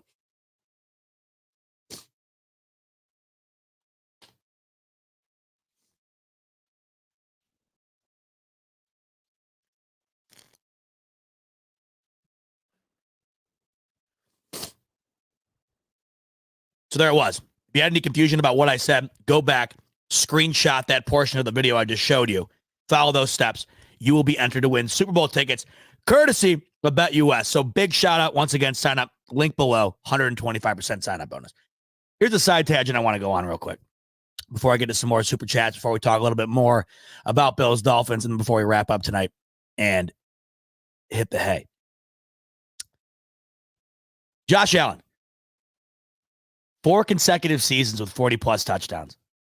Leads the league currently right now in total touchdowns over any other offensive player. Right? Probably the guy in the league, and I've argued this a lot, probably the guy in the league that means the most to his franchise. I've argued 3 guys that I think should be on rotation as MVP winners, because I think all 3 of these guys are the most important players in the league to their organization. Josh Allen, Lamar Jackson, Patrick Mahomes. And of course, out of those 3 quarterbacks, Josh Allen's the only one to not win an MVP. He'll be the only one to not have 2 MVPs, I think now, right? Yeah. Lamar's going to win the MVP. Mahomes, I think, has 2 now, doesn't he? I know he has 2 Super Bowl MVPs. I could be wrong on that. At least 1. Hard to keep track. But Josh Allen, out of all those 3, is the only one who doesn't have an MVP. He's the only one, I think, currently that has been a bit underrated or a bit overlooked in that regard. But whatever. Point still remains. Those 3 guys, as it stands right now in the league, are the 3 most important players to their organization. And the word valuable is far too overlooked when it comes to the MVP and voting. How do I think Josh Allen should be the MVP right now in this given year? If he goes out tomorrow and absolutely balls out, there's an argument. I certainly believe that, but it's not going to happen. Lamar's going to win it, and I have no problem with that because as what I was just explaining, Lamar is just as important to the Baltimore Ravens as Josh Allen is to the Bills. And at that point, you're splitting hairs, and it's going to come down to a variety of factors, but almost none more than what the Ravens have done, and that's link up the 1 seed, and that almost always is going to give you the best chance to win MVP. If you're the number 1 seed, and you're the quarterback of that team, you have a very good chance of winning the MVP. But that's not what I'm talking about here. Okay. Josh Allen leading the league in touchdowns, 4 consecutive seasons with 40+ touchdowns. He's a turnover machine. Okay. Not as much as you think he is. Does he turn the ball over? Absolutely. Does he turn it over at an insanely higher clip than these other great guys we're talking about? No. You wouldn't know that if you were just listening to everybody else on television talk about it, the way that they talk about it. It's not the truth. And you look at a guy like Lamar Jackson, for instance, who is going to win the MVP, and you look at what the numbers are comparatively this year for Josh Allen. And Josh Allen, statistically, much better season. You compare Josh Allen's statistics to Mahomes this year. They have almost identical passing touchdowns. Josh Allen has 15 rushing touchdowns. Mahomes has 0. Josh Allen is having a significantly better year statistically than Patrick Mahomes. Yet, this past week, the Pro Bowl roster comes out. And I just wanted to take a quick moment here to tell you that you should never, not now nor in the future, ever give one single shit about the NFL Pro Bowl. And you just got another reason why, and it's really the ultimate reason why. The Pro Bowl has become nothing. The Pro Bowl is no representation of the best players in the league, and it is no longer a badge of honor. Back in the day, making the Pro Bowl would be a significant boost to your resume, especially when it came to getting into the Hall of Fame. If you were a Pro Bowler and you kept stacking Pro Bowls on your resume, it was a very good chance that you would have the credentials to get into the Hall of Fame if you were that type of caliber player. It meant something. The Pro Bowl now means nothing. It's a sham, and they should completely eradicate it. The Pro Bowl is meaningless, and it no longer means what it had always meant, and that's a roster of the best players in the league going and competing against each other in a fun event. No longer do they even compete against each other, but no longer is it even the best players in the league going and pretending to do so. Now it's a handful of guys that people vote on Twitter who go to a predetermined location and play dodgeball. It's a joke. Josh Allen does not make the Pro Bowl this year, yet Mahomes does, with significantly less stats, losing, by the way, head-to-head to Josh Allen. Tua Tagovailoa makes the Pro Bowl. And I'm not even going to comment on that. I'm not even going to give here's my reasons why he shouldn't have made it over Josh Allen. That right there alone should be your primary reason to look at that, have a big old laugh, and keep going. Keep scrolling. It's a joke. And I saw Twitter. The reason I didn't tweet about it is because it ain't worth my time. It ain't worth talking about. It ain't worth giving the free publicity to. It's a laughable joke. And this is just one major reason as to why. Tua is a Pro Bowler today. Not only are Josh Allen's numbers significantly better, not only is Josh Allen far more valuable to his team than Tua is, but their only previous matchup this year against each other, Josh Allen had the best game of his entire season and beat the living piss out of Tua in his football club, 48-20. So you got the two guys that are in right now over Josh Allen in the AFC, Mahomes and Tua Tagovailoa. The Bills and Josh Allen beat both those teams this year, and Josh Allen has significantly better numbers than both of them as well. It's a complete joke. It's a popularity contest. It has no merit whatsoever, and it means nothing like it used to. So everybody online freaking out, don't. It means nothing. And if anything, the only reason that you should pay any attention to it is to get a good laugh and move on with your day. It's honest to God. It's funny. They won't get rid of it for whatever reason. I don't know why. What I wish they would do is get rid of the game, get rid of the Pro Bowl event. Because it's nothing anymore. None of these guys play in the game, and it's gotten to the point where they don't even play the game anymore. It's flag football and, dodgeball, tug of war, and a bunch of tiddlywinks. It's bullshit. What they should do, it's almost should be more similar to the all-pro type voting. Make a roster of guys and leave it at that. If you want to have an addition to the all-pro teams, do the same thing. Keep the Pro Bowl the same, but have a legitimate voting method to it. This fan bullshit, it's ridiculous. I never understood these fan-powered things that either are far too weighed or aren't weighed at all. I'm a huge Dave Matthews fan. Here's an example of one that isn't weighed at all, and it makes no sense as to what they're even doing. The whole process is stupid. Therefore, the whole entire situation in itself is stupid. Handful of years ago, the Dave Matthews Band was up for inauguration into the Rock and Roll Hall of Fame. And there was a fan vote. You could vote on who you felt was most deserving that year to make it into the Rock and Roll Hall of Fame. And the Dave Matthews Band won that fan vote by like 50, 60, 70,000 votes. And if you get that down to a percentage, it was insanity. They won it by like 30% more than the next person, the next band. And what do you know? Dave Matthews Band did not get elected into the Rock and Roll Hall of Fame that year and are still not in the Rock and Roll Hall of Fame. So you deduce that to, well, what the hell was the point of the fan vote in the first place? It's almost the opposite in the NFL, where you look at the numbers for some of these guys that aren't making it in, and you're saying, well, what the hell is the point of the event in itself in the first place? You're allowing people to vote and stuff. Okay, that's fun. But if they're voting based on nothing but popularity and no merit at all as to why they should be in, then what the hell is the point? It's almost the complete opposite. So there's no direction to it. There's no rhyme or reason to it. And I don't even think it has an identity anymore. It used to. It really used to mean something. I mentioned earlier how Jim Kelly and Dan Marino were on the Dan Patrick Show together the other day, and they were talking about the Pro Bowl. And they were talking, and that meant something then. That meant something to make it in. They're talking about how hard it was to make it in at that time, how there was only 2 quarterbacks who made it in at that time, all this different stuff. Now it means nothing.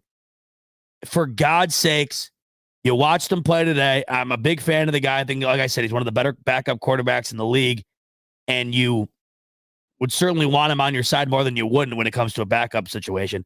Tyler Huntley, who you watched today, the Baltimore Ravens, was a Pro Bowler last year. Okay. Three words I'll leave you with. Abolish. I mean, is it 4? It's 4 words, I guess. Is Pro Bowl 1 word? Shout out to that State Farm commercial. Not if you bundle them. Right? Not if you bundle them. 4 words, 3 words. Who the hell cares? The point's the same. Abolish the Pro Bowl. It's a joke. The sham. And Josh Allen just gave you the main reason as to why.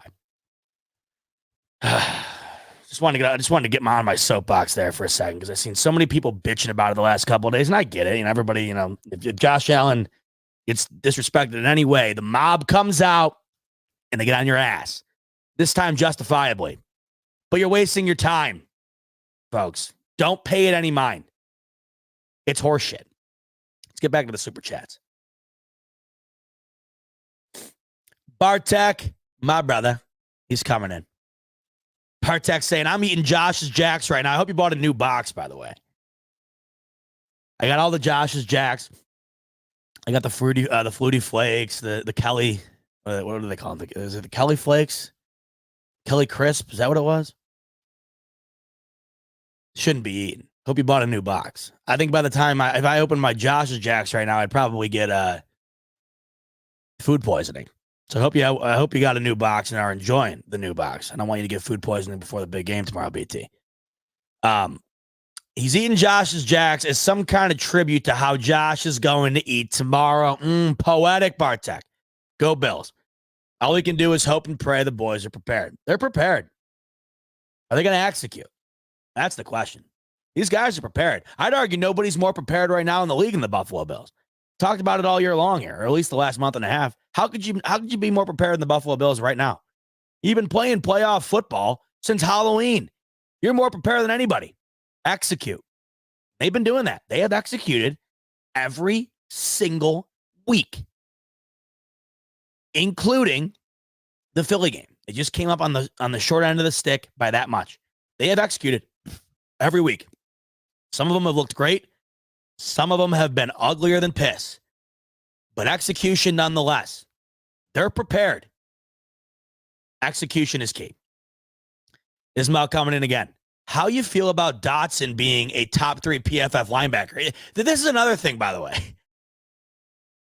Oh, I don't want to go fully down this because I don't know. It's like some of this stuff, there's validity to some of this stuff. Sure. Like I like PFF. People who just sit around and clown PFF all the time, they suck. They don't suck. Come on. PFF's awesome. Tons of cool shit on there, right? The deep dives, the numbers, it's awesome. And it's a cool perspective on the game and individual players. But it's not the end-all, be-all. It's not the gospel, nor is the Pro Bowl. And there's reasons why. I just gave you the reason as to why the Pro Bowl isn't. Tyler Huntley was a Pro Bowler last year. Josh Allen isn't this year. Leads the league in touchdowns. Right? There's reasons. And all week long, I've been seeing, I don't know how this happened. It's because I click on it. I feed into it. I'm an idiot. You know, I don't practice what I preach sometimes. You click on the bullshit Dolphins tweets because they're so bad. The tweet is so stupid. It is literally the best representation of stupidity that you can't help. You can't, I know I can't help myself. I got to click on it and I got to read the comments. I have to see whoever tweeted this get absolutely dragged in the comments. I have to. It makes me feel better. I will read some of the stupidest shit I've ever seen in my life online. As of late, the past week, a lot of it coming out from South Beach. And I got to see the comments. And there was something I saw this past week where somebody tweeted out a list of all of the PFF grades for these guys, for the Dolphins and for the Bills. And they were using the PFF grade solely as the reason as to why the Dolphins were not only better, but there was another portion of it that was being tweeted out to paint the picture as to why the Bills' injuries were not significant at all in comparison to those of the Miami Dolphins. And it was spewing out all these numbers. And I'm reading the numbers, and I think the where I stopped was it had like Ed Oliver as like the 5th or 6th, or maybe it wasn't even like that. I don't remember the exact numbers because I didn't spend much time looking at it. Because once again, it's like the Pro Bowl thing where I'm just like, this is I'm not even going to waste my time on this. But where it really hit me, I don't remember the specific ranking or number, but it was so absurd. It was Ed Oliver's ranking on PFF for D tackles, and it was so egregiously low and so poorly representative of who he's been for these Bills this year that I couldn't take any of it seriously. And this entire tweet was a list of a bunch of shit like that, and there was more than just Ed Oliver. And it was ultimately the argument as to why the Dolphins were not only the better team, but their injuries were also far more significant than the Bills. And I won't necessarily discredit that, but it was essentially saying the Bills had no right to be complaining about the injuries because they're all pro corner and they're all pro middle linebacker around. I mean, apparently that means absolutely nothing. And they've been out all year. We get that. But, you know, we're not allowed to complain about it. And this is what I was telling you earlier. Get ready for that tomorrow. Get ready for that tomorrow. If the Bills go in and wax Miami tomorrow, get ready to hear nothing but the barrage of complaints from Miami Dolphins fans because Xavier Howard didn't play and Waddle didn't play and Bradley Chubb didn't play. Get ready for it. But God forbid, you said, oh, you know, would have been a different game if Matt Milano was in there. You know, would have been a different game if Tre'Davious White was in there. If you say that, you're not allowed to say that. All right. But back to what I was just saying, there was this list of it was all these guys in their PFF rankings, and that essentially in this tweet was trying to say, here is why the Bills suck. Here is why their injuries mean nothing. Here is why the Dolphins are great. Here is why their injuries mean everything. And it's all about perspective. And PFF at times, these numbers, they can fuel the stupidity because people can use these numbers to back up really baseless and idiotic claims. And when I saw Ed Oliver on there as one of the like a middle of the pack ranked type D tackle, I'm like, dude,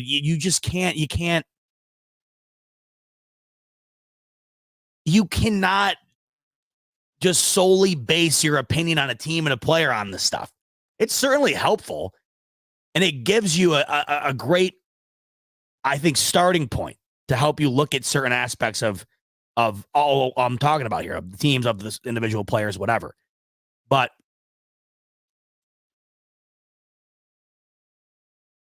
like, I don't know. But then, to your point here, it's like with Dotson, have I felt as though Tyrell Dotson has been a top 3 linebacker this year? I don't think I've stopped and said, man, Dotson might be one of the best linebackers in the league. I don't think I have. So to me, a lot of the times it's about, and I'm not discrediting him at all. He's had a terrific year. It's just that sometimes I think it paints a bit more of a broader picture where it's not necessarily meant to be that image. There's a lot that can be deciphered from the PFF grades, but it can't entirely be painted. The picture can't entirely be painted based on the grades. Because I think Dotson's been great. I don't know if he's been a top 3 linebacker. Maybe he has. I don't know. But oftentimes I just feel like you can be like me where you're not entirely sure if that's accurate, but you can just take the PFF grade and just say, oh, here you go. And people use that for everything. They use it all the time to just throw stuff out there and go, oh, here's this, here's that. And it can work in your favor. It can work against you. And that's why at times it's tough to completely base everything off of that. But when I think about that, I think it's nuts. There's a lot of times I'll see stuff from PFF and I'll think it's crazy. It's hard to believe in a good way and a bad way. But I know what you're talking about because I saw that earlier this week too, along with a variety of other things. And it's crazy. Like this is what I mean by this. It's like when I see Dotson's a top 3, does that make me feel good about where we're at and guys that have stepped up in the absence of Matt Milano and whatnot? Of course it does. But I can't in the same breath feel great about seeing that. And then also feel great that I read Ed Oliver's ranking on PFF and it's not even close to representative of what he has been. Ed Oliver has been playing some of the best individual defense in the entire league the last month or so, maybe even longer than that. So I can't in the same list look at Dotson being ranked high and be like, oh, look at this. This is great. Tyrell Dotson, top 3 linebacker. And then see Ed Oliver and the list ranked low and be like, oh, this all adds up. Crazy. GP coming in. Shout out to Steve. McDaniels will be playing D&D again in 2 weeks. I'm going to need you to clarify, GP. 1, who Steve is. 2, what? No clarification for D&D. I'm assuming that means Dungeons and Dragons. I don't know who Steve is, but shout out to Steve. Thank you for using D&D instead of the full thing, because me thinking about that for a second made that 10 times funnier. Yeah, Dungeons and Dragons. You know what's funny? My dad, we were just talking about McDaniels because I'm home to watch the game with my dad. My mom's birthday is tomorrow. By the way, if not for anything else, went for my mom tomorrow, gang. And I remember when I was sitting down with Dawson Knox in the offseason interviewing him, I told him at the end of the interview, I said, my mom, she is in love with you. You're my mom's favorite player, and he loved hearing it. I loved telling him it. It made me feel good. You could tell it brought a smile to his face. So, get it done for my mom tomorrow on her birthday. It would be perfect. Get it done for me more than anybody because I care way more. But also get it done for my mom a little bit for her birthday tomorrow because why not? Nice birthday gift. But anyway, we were talking. My dad hates Mike McDaniels. Hates him. Cannot stand him. I think it's the funniest thing ever. I like the guy. But if you watch Hard Knocks, I understand where my dad's coming from. If you watch Hard Knocks, I understand why people like my dad can't stand him. Because it doesn't make any sense how he's like, it doesn't make any sense when you watch Mike Vrabel and Dan Campbell take the podium, and then you watch Mike McDaniel take the podium. And that's why, like, when you said Dungeons and Dragons, it's so funny because it's like you look at Dan Campbell and you look at Mike Vrabel and you're like, if football was a person, it would be those two guys. And Mike McDaniel, you know, he gives the aura of him teaching like AP. He gives the vibe like he is a very high level mathematics teacher at a really cool college. He gives me the vibe of like a really cool teacher, a teacher you'd love to have, because he's obviously brilliant, but he's really for the guys, right? But there's a part of me, well, being a teacher, that's one thing. If you're a math teacher, I think he would be the perfect representation of a teacher you would love, because he knows what he's talking about. He's very intelligent. He knows how to implement and execute and display, you know, where he's coming from. But he does it in a really cool, fun way. But what gets me, and I think what gets people, I like it, by the way. So this doesn't bother me, but what gets people like my dad, I think, and I understand this completely, and sometimes it doesn't make sense to me either. I don't know how a room, like when you're watching Hard Knocks and they're in the film room, I don't know how a room of like 100 of the most alpha males on the planet can sit there and just be like totally bought in on this guy, when it just feels like he's doing stand-up comedy every time he talks, and he also looks like a professor. I don't want to boil it down to the looks don't mean a ton. Or they shouldn't mean a ton, I should say. But let's face it, Mike McDaniels has the vibe and the overall representation that he gives up that's different than any NFL quarterback we've ever seen. Or excuse me, coach we've ever seen. In a league where there's Mike Vrabel, there's Dan Campbell, Mike Tomlin, Sean McDermott, even Bill Belichick, McDaniel couldn't be more of an outlier when it comes to that, right? So not only does it just feel off, but it's not. If he acted a different way, I don't think the way he kind of comes across would be so palpable. What makes it palpable is like every time he's talking, everything is a joke. He's just busting balls the whole time, whether it's in the film room or individual guys or whatever. And I don't know if I would trust him in a moment where it needs to be really rah-rah, inspirational, gather the troops. That's what is tough for me to wrap my mind around. And that's where I think people like my dad just don't understand it and therefore just can't stand him. Now, I think if he wasn't the Dolphins coach, my dad would probably like him a little bit better. I think that definitely adds into it. And it's not all about being the rah-rah guy, the football-looking guy. Like a great example of that to me is Robert Saleh. I am way out on Robert Saleh. Just not a fan at all. Really, just do not like Robert Saleh at all as a head coach. But he is a guy that fully gives you the vibe of an NFL coach, the look, the demeanor, the overall actions. So it's not all about those things. But it's just so out of left field for McDaniel that it feels off. And part of it that really feels off to me, especially if you watch Hard Knocks, is it just feels like the guy is, it's almost like the teacher's out of school. The teacher never showed up and the smartest kid in class took over for the day. Like the coolest, smartest kid in the class just took over for the day. It feels like just some dude just took over and is having the time of his life with it. Now, to his credit, when that offense is humming and working right, I mean, you can't discredit him. The guy's a very smart dude who has done an exceptional job of, I think, getting the most out of the Miami Dolphins talent level. in particular Tua. I think Tua has had the season he's had and then production he's had because of Mike McDaniel's ability to get the most out of him in utilizing what they have on that team. And what they have on that team is a lot of firepower on offense. But what they're lacking in is, I think, ultimately what I'm getting at when it comes to what I don't quite think clicks with McDaniels. And what they're lacking in is an element of toughness and an element of instilling fear that other teams of their type of caliber have. And it's really been one of their pitfalls.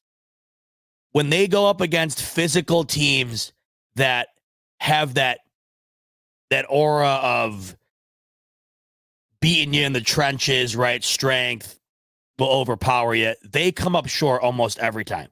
Them and the Dallas Cowboys are very similar in this department, very similar. And that's why both those teams lose in big moments against big brand teams. McDaniel doesn't give that vibe off, and it doesn't represent the team in games. And I think that's got a lot to do at times with your coach. Like the Tennessee Titans, for example, the reason I like them to be competitive tomorrow has a lot to do with Mike Vrabel and me knowing that there's no way he makes them go out there and do anything but be competitive. Same exact thing with Dan Campbell. That's why I think the Lions have been able to turn it around the way that they have, because of him and what he brings to the team beyond the X's and O's, the culture in itself. Mike McDaniel brings the culture that I think very well represents the city of Miami and what Miami is. Cool, flashy, right? Star power, entertaining. But what they lack in is what I ultimately think has been one of the reasons, and we'll get back to what we were talking about earlier here with one of Ismail's super chats. It's been one of the reasons why when they play teams of high stature, they have been outplayed almost every single time. If you remember, back to Ismail's super chat here, where he's talking about Fangio and his defense. And of course, this couples in with McDaniel. When you're the head coach, it all comes back to you, everything, especially the way that your team is built overall. Maybe not the X's and O's of the defense, but certainly the culture. A lot of it has to come back to your head coach. And if you look at these games this year for the Dolphins, destroyed by the Bills, beaten by Philly, beaten by Kansas City, destroyed by Baltimore, right? And then the other game that would fall in that category would be the Dallas Cowboys, but you score one offensive touchdown in that game. You're reliant on 5 field goals from your field goal kicker in a game that you got. I don't want to say you got lucky having Dallas fumble on the 1 yard line. It happened nonetheless. It was a big factor in the game, and I don't want to discredit it. But if that's going to be your signature win for the year, to me, it's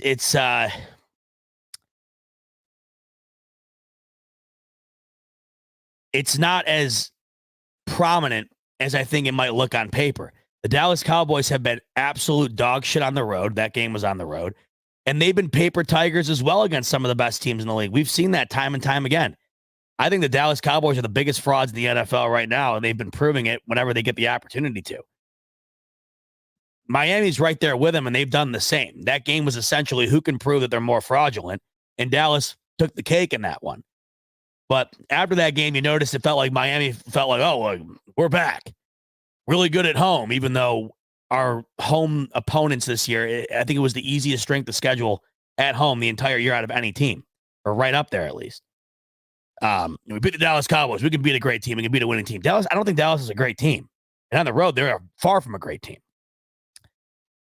The point differential for Miami against some of these teams, it's absurd. It's almost a 100-point differential for Miami against these teams right here, like Buffalo, Philly, Kansas City, Baltimore. It's insane. Not only do they lose, but oftentimes they get routed at a minimum 2 scores. So back to the McDaniel point, where it's just, I think part of that has to do with who the team is. And who the team is a team that is very finesse. And when that's working, it works well. I mean, they'll beat the shit out of you. And it's not because they're, physically beating the shit out of you, but they are just flying down the field and scoring points at will. It's almost like the 3-pointer in the NBA. If you're a finesse team, like, the reason, like right now in the NBA, what's working is a combination of everything. Finesse, but also strength, power, size. That's what's getting it done right now. Nikola Jokic, Giannis Antetokounmpo, Joel Embiid. You'll see it with Victor Wembanyama as time goes on here. These guys who are players that can play any position on the court and have all of these different elements to them. You'll notice now, though, the teams that almost are exclusively reliant on the three-point shot, if they're on fire on a particular night shooting threes, yeah, they'll beat you by 30, 40 points. But when you get into the moments where you have to compete down in the paint, you got to out-rebound a team, you got to play physically on defense, those type of teams fade away quickly. They disappear. That's why it's big for a team like the Golden State Warriors to lose a guy like Draymond Green, because when you're a finesse team, which Golden State has been, and that's what the NBA was not all that long ago. That was winning. That was the winning way. That type of basketball. We're currently watching right now in the NBA a transitional period of what is currently winning games in that league. And what's winning games in that league is having one guy in particular who is an overall Swiss Army knife and one of the best players on the court in all of those different categories. It's not just going out there shooting 63s a night and winning that way. That still can win you games, but you can't be relying on it. And it's the exact same thing with the Miami Dolphins. They can go out and throw, slant routes and screen routes to Waddle and Hill against anemic defenses, go all the way up and down the field doing that and get in the end zone and put up 40-plus points. But when they get down into the trenches against a team that's not going to allow them to just fly all over the place and it gets physical, they can't do that. It's the equivalent of their three-point shot. And when they're not clicking, when those aren't going down, they get their ass kicked.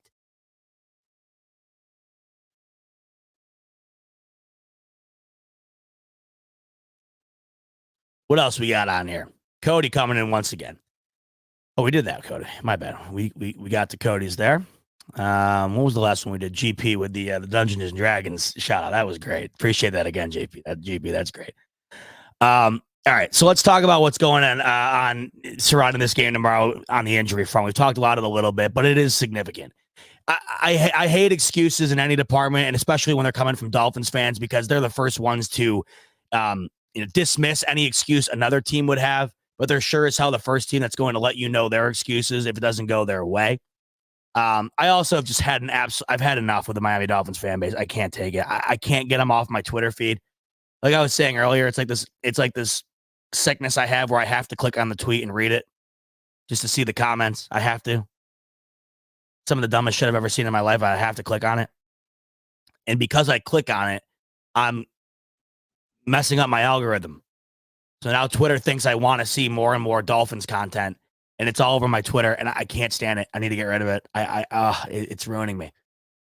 But what I'm getting at is to the excuse front. There are plenty of excuses for the Miami Dolphins tomorrow. There are.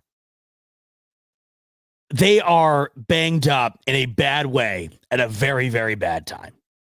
And this team is ravished with injuries. Whether there's an excuse for winning the football game or not. I mean, let me just say this off the bat. The Bills were on the ropes against Easton Stick. Okay, the Bills were on the ropes against Bailey Zappi. The Bills this year lost to Mac Jones and Zach Wilson. So it's not an entire excuse. The Dolphins tomorrow, with what they're trotting out there, are better than the Chargers, better than the Patriots, better than the Jets. So it's no full-on excuse for the loss if that winds up occurring. It's not the sole excuse. But if we're talking about these two teams playing on an even playing field in regard to who they are and what their roster is, I mean, this is not the Miami Dolphins team that has gotten them to where they are this year going into tomorrow. This team is banged up. And every team at this point of the year is banged up. Week 18, every team's dealing with injuries. But not every team is dealing with injuries that involve almost all of their top players on both sides of the ball. This is a major impact for Miami going forward, but in particular, it's a major impact tomorrow, especially when you're talking about the three guys right now they're missing on defense. And the main guy in particular they're missing on offense tomorrow in Waddle. That is the biggest. Those are the biggest factors. We'll start on the defensive side. The Bills, the Dolphins, as we went over earlier, and we talked about Josh Allen's numbers against them, the Josh Allen has been extraordinary against the Dolphins. They have had no answer for him at all since he's entered the league. And that's with anybody out there. They've had no answer. How significantly harder does it get when you already couldn't stop him to begin with, when you're without your two best pass rushers and you're without one of your best coverage players in Xavier Howard? Not only do you come off of last week getting your asshole just completely flipped inside out, but on top of that, and you add a pound of salt to the wound with Bradley Chubb tearing his ACL in a meaningless play in a meaningless football game at the end there. I mean, every snap of that game at the end there was meaningless. The game was over, well over by that time. Now you go into this game with really no one you rely on to get after Josh Allen, something you couldn't do to begin with. And you're also down one of your better players in coverage in Xavier Howard as well. So not only does Josh Allen have more time to throw, more comfortability inside the pocket without your two best edge presences coming after him, but he's also going to have a better chance of completing balls down the field without one of your top guys in coverage as well. Significant disadvantage for the Miami Dolphins tomorrow on defense because they have been playing some of the better defense in the league compared to what they were doing earlier on in the year. Credit to Miami there and Vic Fangio for really improving defensively throughout the year. I think since week 9, the Miami Dolphins statistically have been one of the better defenses. But tomorrow, this is just a whole different ballgame. You're without two of your better players, and you're without three of them overall. And that's just the tip of the iceberg for these Miami Dolphins. That injury list is a mile long. Defensively, major disadvantage. The Bills' offensive line, when they show up, has been terrific, especially to the standard that we have set. The Buffalo Bills' offensive line has been one of their Achilles' heels the last couple of years. This year, anything but. They've had an extraordinary year collectively. In fact, Deion Dawkins, one of only two Buffalo Bills to make the bullshit Pro Bowl we were talking about earlier. The other one being James Cook, which is awesome. I love to see those two get, their credit where it's due. Doesn't instill any faith in me towards the Pro Bowl, but it kind of makes sense. The two areas that have been most improved, I would say, for the Buffalo Bills this year are being represented in the Pro Bowl, and that's the run game and the offensive line. But the offensive line going up against these Miami Dolphins tomorrow, they have a significant advantage. And Miami is like I keep saying, been without an answer for Josh Allen. And it gets significantly tougher tomorrow when the guys that you have on your team that are supposed to be helping you find that answer aren't going to be around. To me, the biggest loss for this game, though, for the Miami Dolphins in general, it is Jalen Waddle. You would argue, and it's a fair argument, it's the argument, that Tyreek Hill is the best player on this team. He is. Tyreek Hill is the MVP of this team, not Tua. Sorry to break it to you. And Tyreek Hill might be the MVP of the league. If Tyreek Hill won the MVP this year, I wouldn't be like, that's bullshit. Would you? The guy's on the precipice of passing 2,000 yards. He's not going to do it because he was banged up, but he very easily could have, and he's had an extraordinary season. And he is the reason the Miami Dolphins have been what they've been for a large majority of this year. He is their best player, and he is one of the best players in the entire league. And if I had to field a top 10 list of receivers in my lifetime, he's making that list. I've never seen anything like Tyreek Hill. I don't know what it is, but he gets bottled up by these Buffalo Bills. Nobody defends Tyreek Hill better than the Buffalo Bills in the NFL. Tyreek Hill has never had a 100-yard day against the Buffalo Bills. And I'll just pull up the numbers right now because they are extraordinary, what these Bills do against Tyreek Hill. They have neutralized him unlike any other team has done against him. And when the Dolphins do not have the ability to get him involved in a major way, and Tua doesn't have him as his safety valve, so to speak, it completely alters the football game. And we saw this in week 4. Tua didn't have much of an impact on that, Tyreek didn't have much of an impact on that game at all. And without his first read, which is oftentimes Tyreek Hill, Tua had a real tough outing against Buffalo in week 4. And it's one of the reasons why they only scored 20 points on offense and got routed. So I'm pulling up the numbers here because Jalen Waddle, believe it or not, is the biggest impact player for the Dolphins when they go against the Bills. Jalen Waddle has been the X factor for Miami. If you remember, like last year, for an example, the game where the Bills clinched the AFC East at home against Miami in that snow game I was talking about earlier, it was Jalen Waddle who had the big impact on the game through the air, not Tyreek Hill. Here's the numbers for Tyreek Hill, his last 3 outings with the Miami Dolphins against the Buffalo Bills. Okay. First time he ever squared off against them with Miami, 2 receptions on 4 targets, 33 yards. The next time, 13 targets. So it wasn't like they weren't trying. It wasn't for a lack of trying. And 9 of those 13 targets were caught. And this is the game I was just talking about, that Snow Bowl game where the Bills win at the end on the leg of Tyler Bass. 9 catches on 13 targets. That is you can't get a guy more involved in an offense than that if you tried. 69 yards. 69 yards.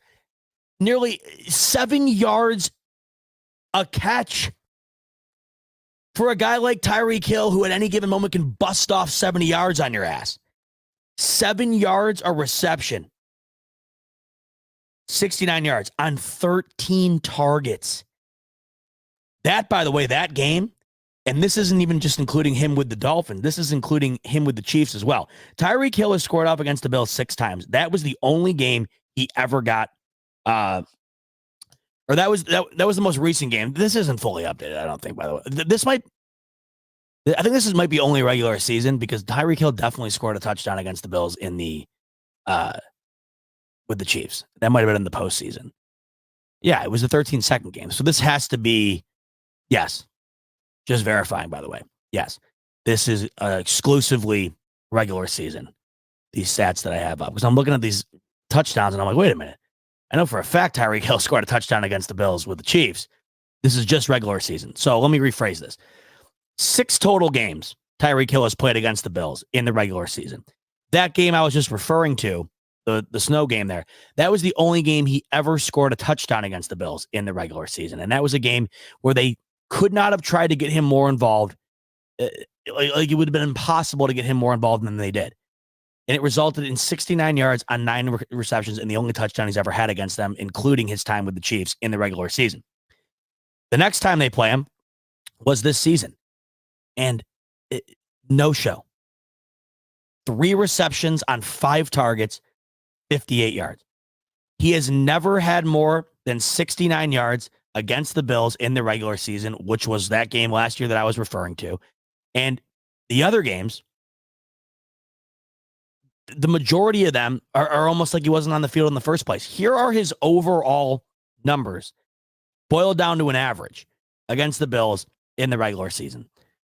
5 receptions on 8 targets for 47 yards. Less than 10 yards a reception. 1 total touchdown his entire career in the regular season against the Bills. They have dominated against him. And their supplement to that for the Dolphins has been Jalen Waddle in their run game with Raheem Mostert. You also remember last year in that Snow Bowl game, who was maybe the best player on the Dolphins, at least early on in that game? It was Raheem Mostert, running all over the Bills. So it was Raheem Mostert and Jalen Waddle in that game that really took it to the Bills and made that game competitive offensively for the Dolphins. Both those guys are out tomorrow. Not to mention, Tua himself is banged up. They're at a significant disadvantage tomorrow. If the Bills can't win tomorrow, it would be sickening. It is lined up for them. Not only have they beaten the Dolphins at full strength, and they've done it several times, right? They've proved that. They've done it several times. So if you can't do it tomorrow, it is set up for you. When you need it the most, they're at their weakest. And you've proved time and time again you can beat their ass when they're at their best. So it would be an utter collapse if the Bills do not find a way to get it done tomorrow, because it's lined up for them. But overall, what I'm getting at here is the impact is massive. Not only defensively, we know that. I mean, that's just what meets the eye. Anybody can tell you this. If you're without your two best pass rushers, you're without Xavier Howard, your defense significantly changes, especially when you're playing against a guy like Josh Allen, who's dominated against the Dolphins. That's simple. But offensively, it goes even beyond the injury list itself. Because with Mostert out and Waddle out, it significantly hinders what Miami wants to do. And it also takes away Tyreek Hill even further than the Bills have already taken him away throughout his career. Major, major impact. And of course, once again, you add on top of that the fact that Tua Tagovailoa himself is also banged up.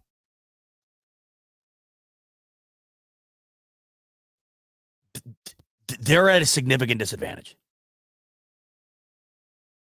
But it doesn't mean that they can't win. And don't forget it. Because like I keep saying, the Bills have done their best at proving to you that they will allow anybody to be competitive against them if they want them to be.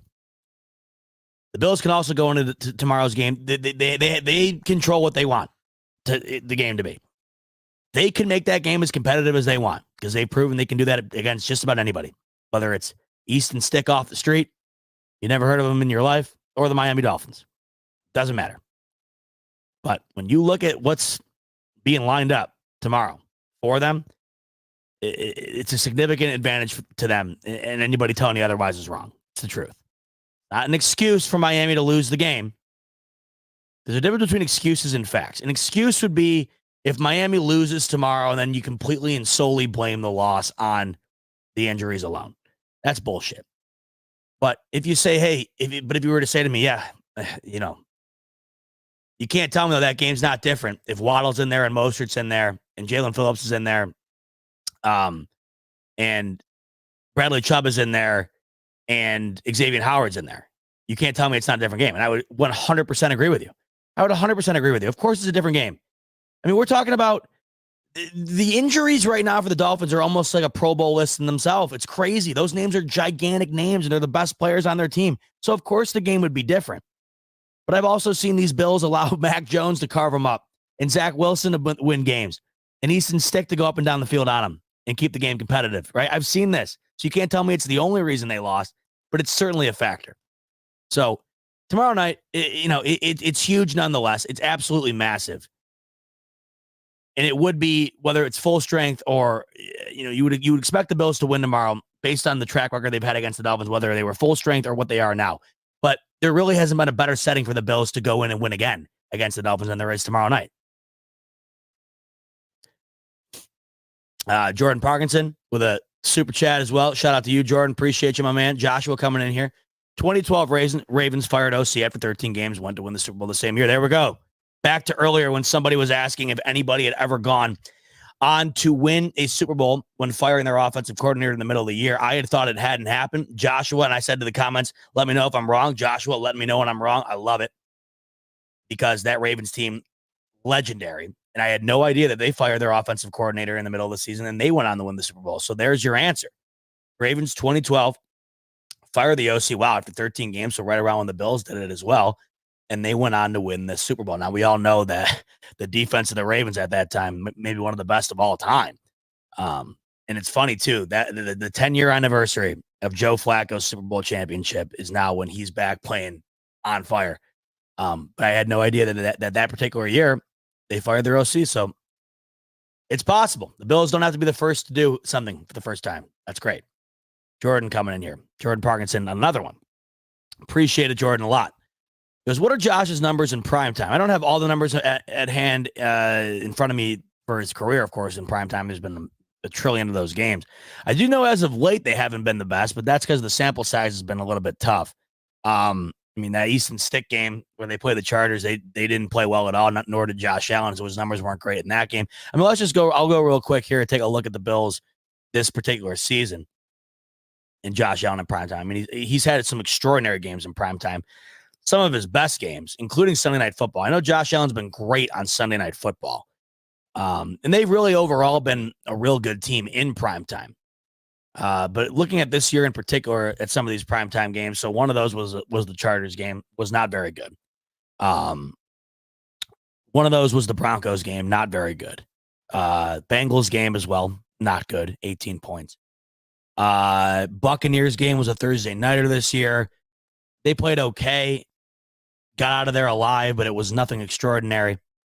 Giants game was primetime this year. Not good. Should have lost that game, 14 points. And then the Jets game Monday night, week 1. Yeah, so I was right. This year has been a real rough year for the Bills in primetime. And really, it has been offensively. Week 1, 16 points.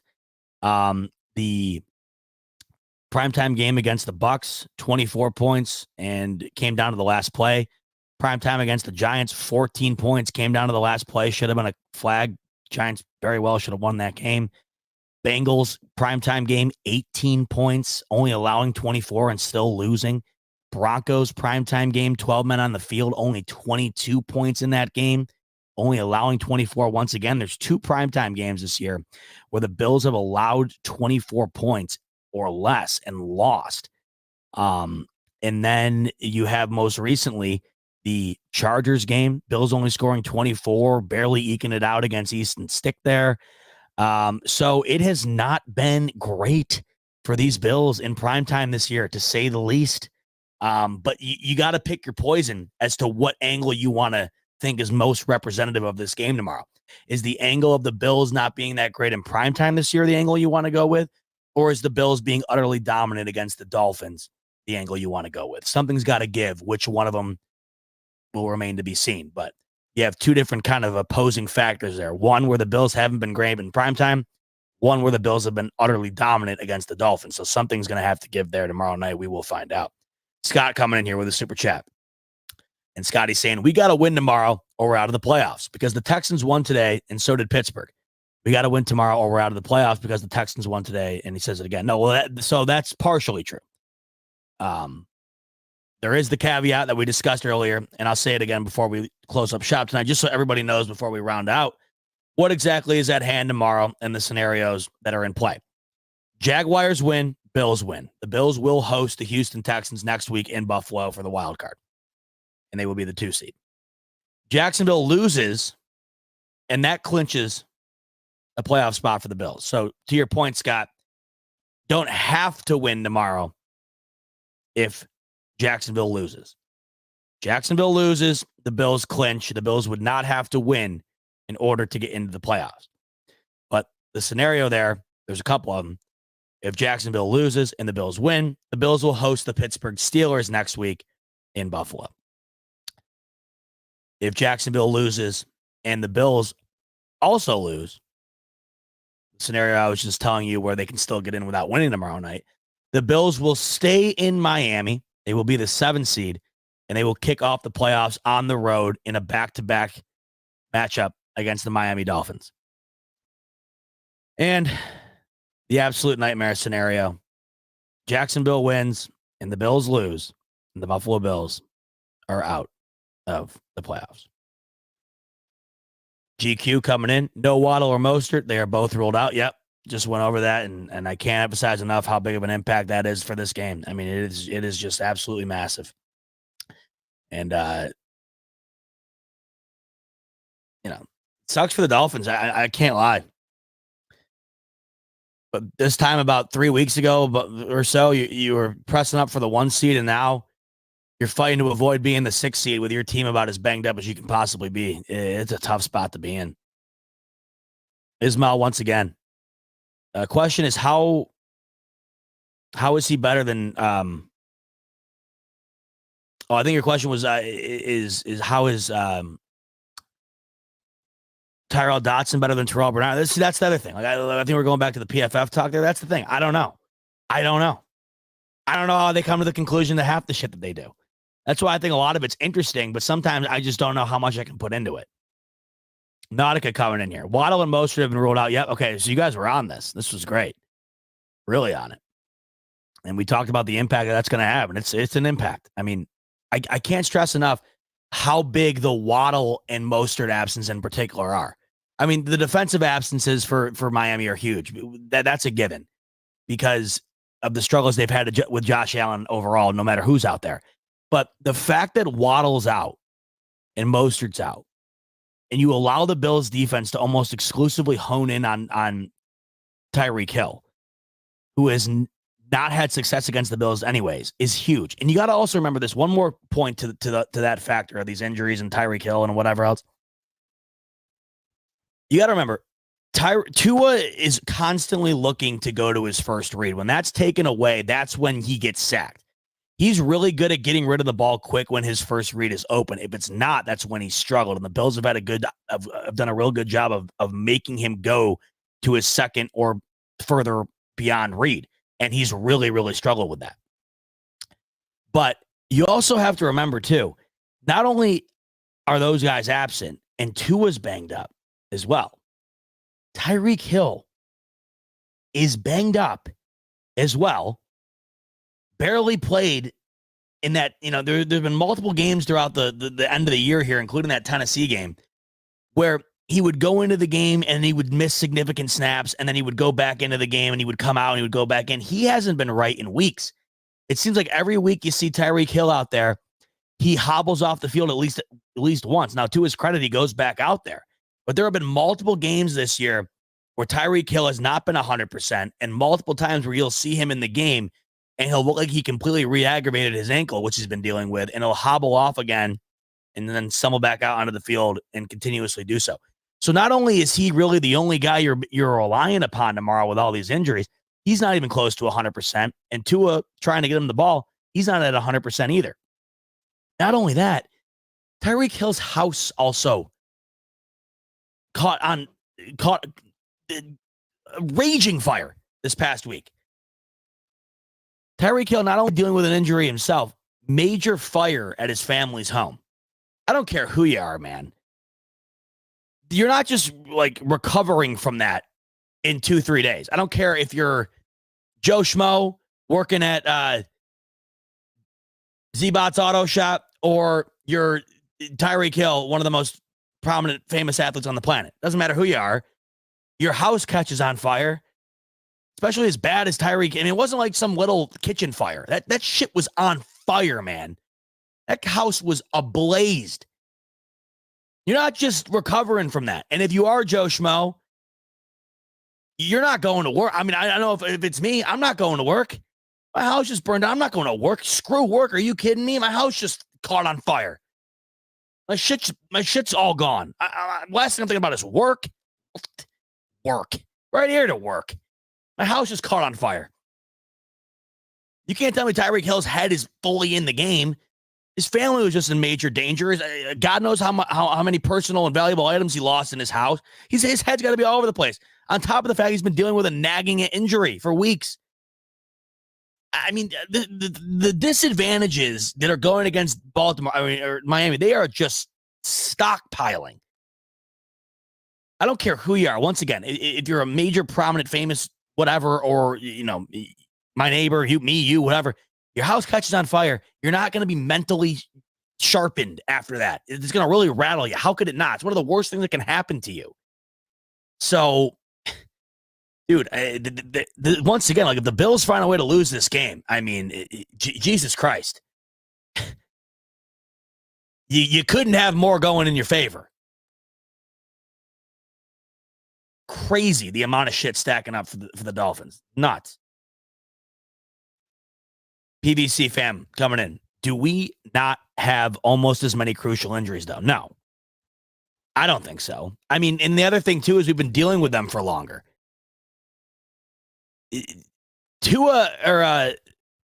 Trey White and Matt Milano have been out since like week 5. And the Bills have rallied. Think about it. The Bills' defense has been extraordinary as of late. They've been crazy good. The Bills have been battling with injuries as much as the next guy. The Dolphins right now are on a different level. Like I said earlier, every team's dealing with injuries at this time of year. Everybody is. It's week 18. And as the famous cliche in the NFL goes, there's a 100% injury rate. Everybody's getting banged up right now. And are our injuries absolutely crucial and significant? Of course. That's what I was talking about earlier with, trying to compare the significance of the losses. The Bills' losses are as significant. There's just not as many of them. The losses themselves are of significant caliber to that of the Dolphins. All-pro Matt Milano, all-pro Tre'Davious White. Massive.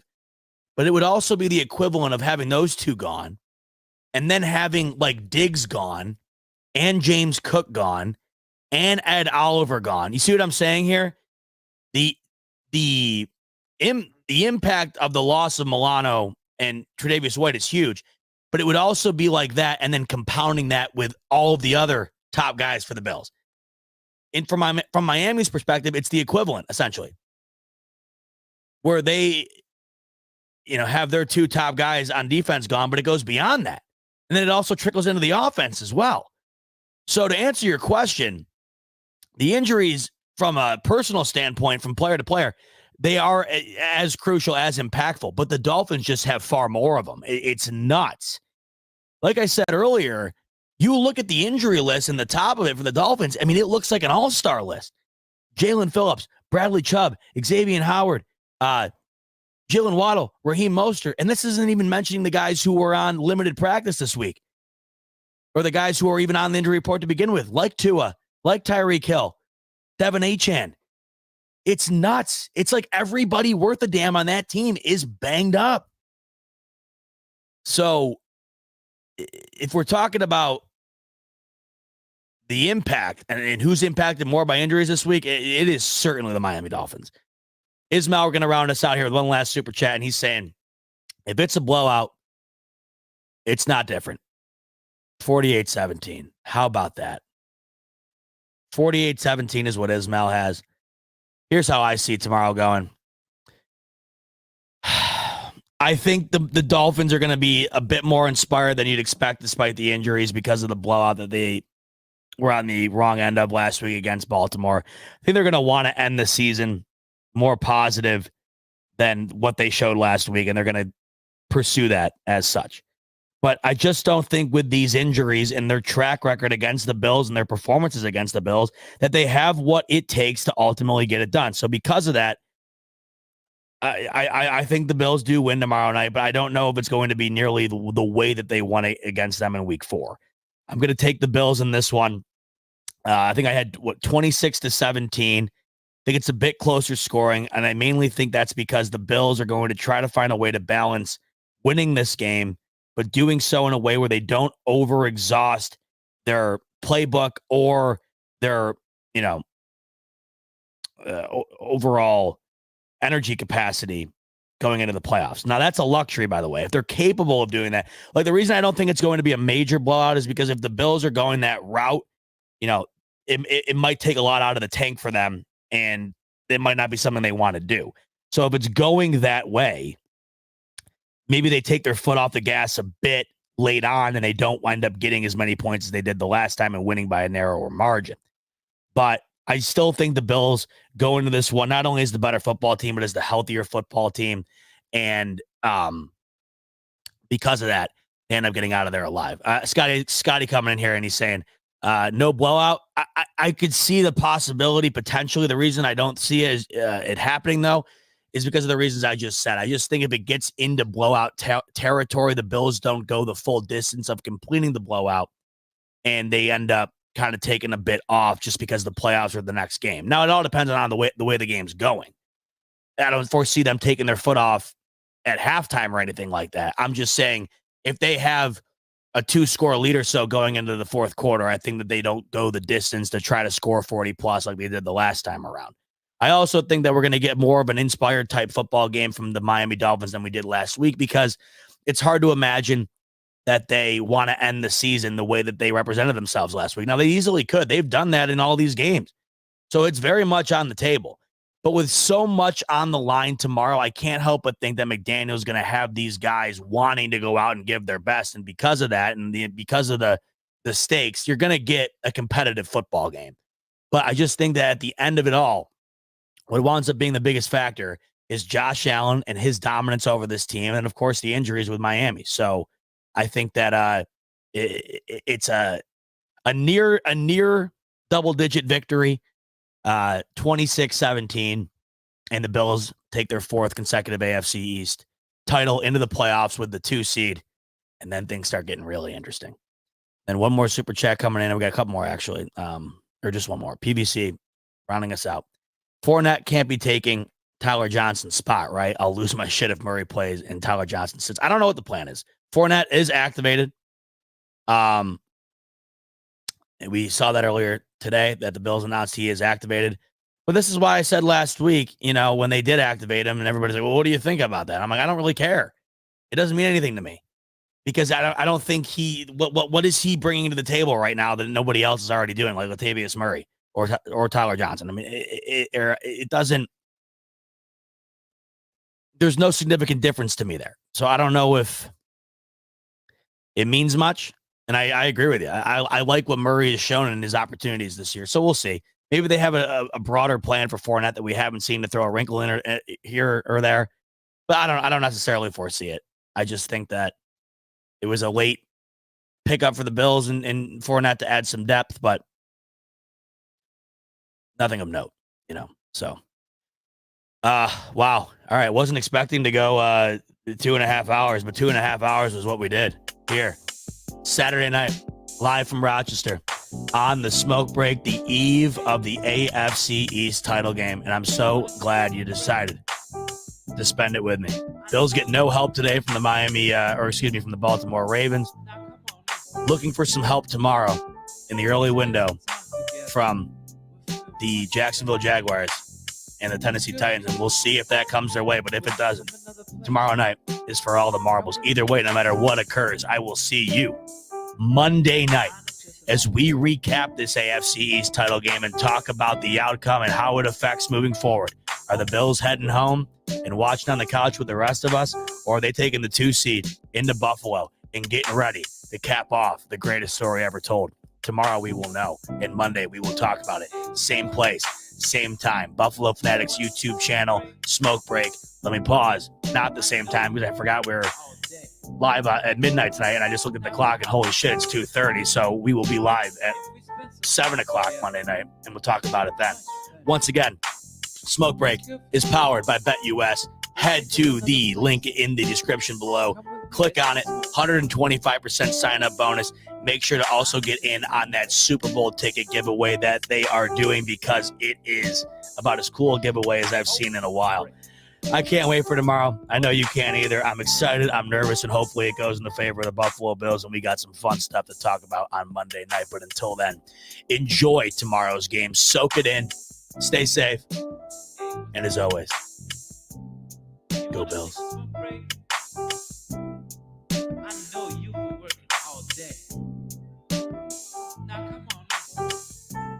If we spend some time together, we'll feel much better. It's good for you. Come on. We'll think of another place. Come with me. Let's have a smoke break. Nah, not just a normal break. It's smoke break. Smoke break.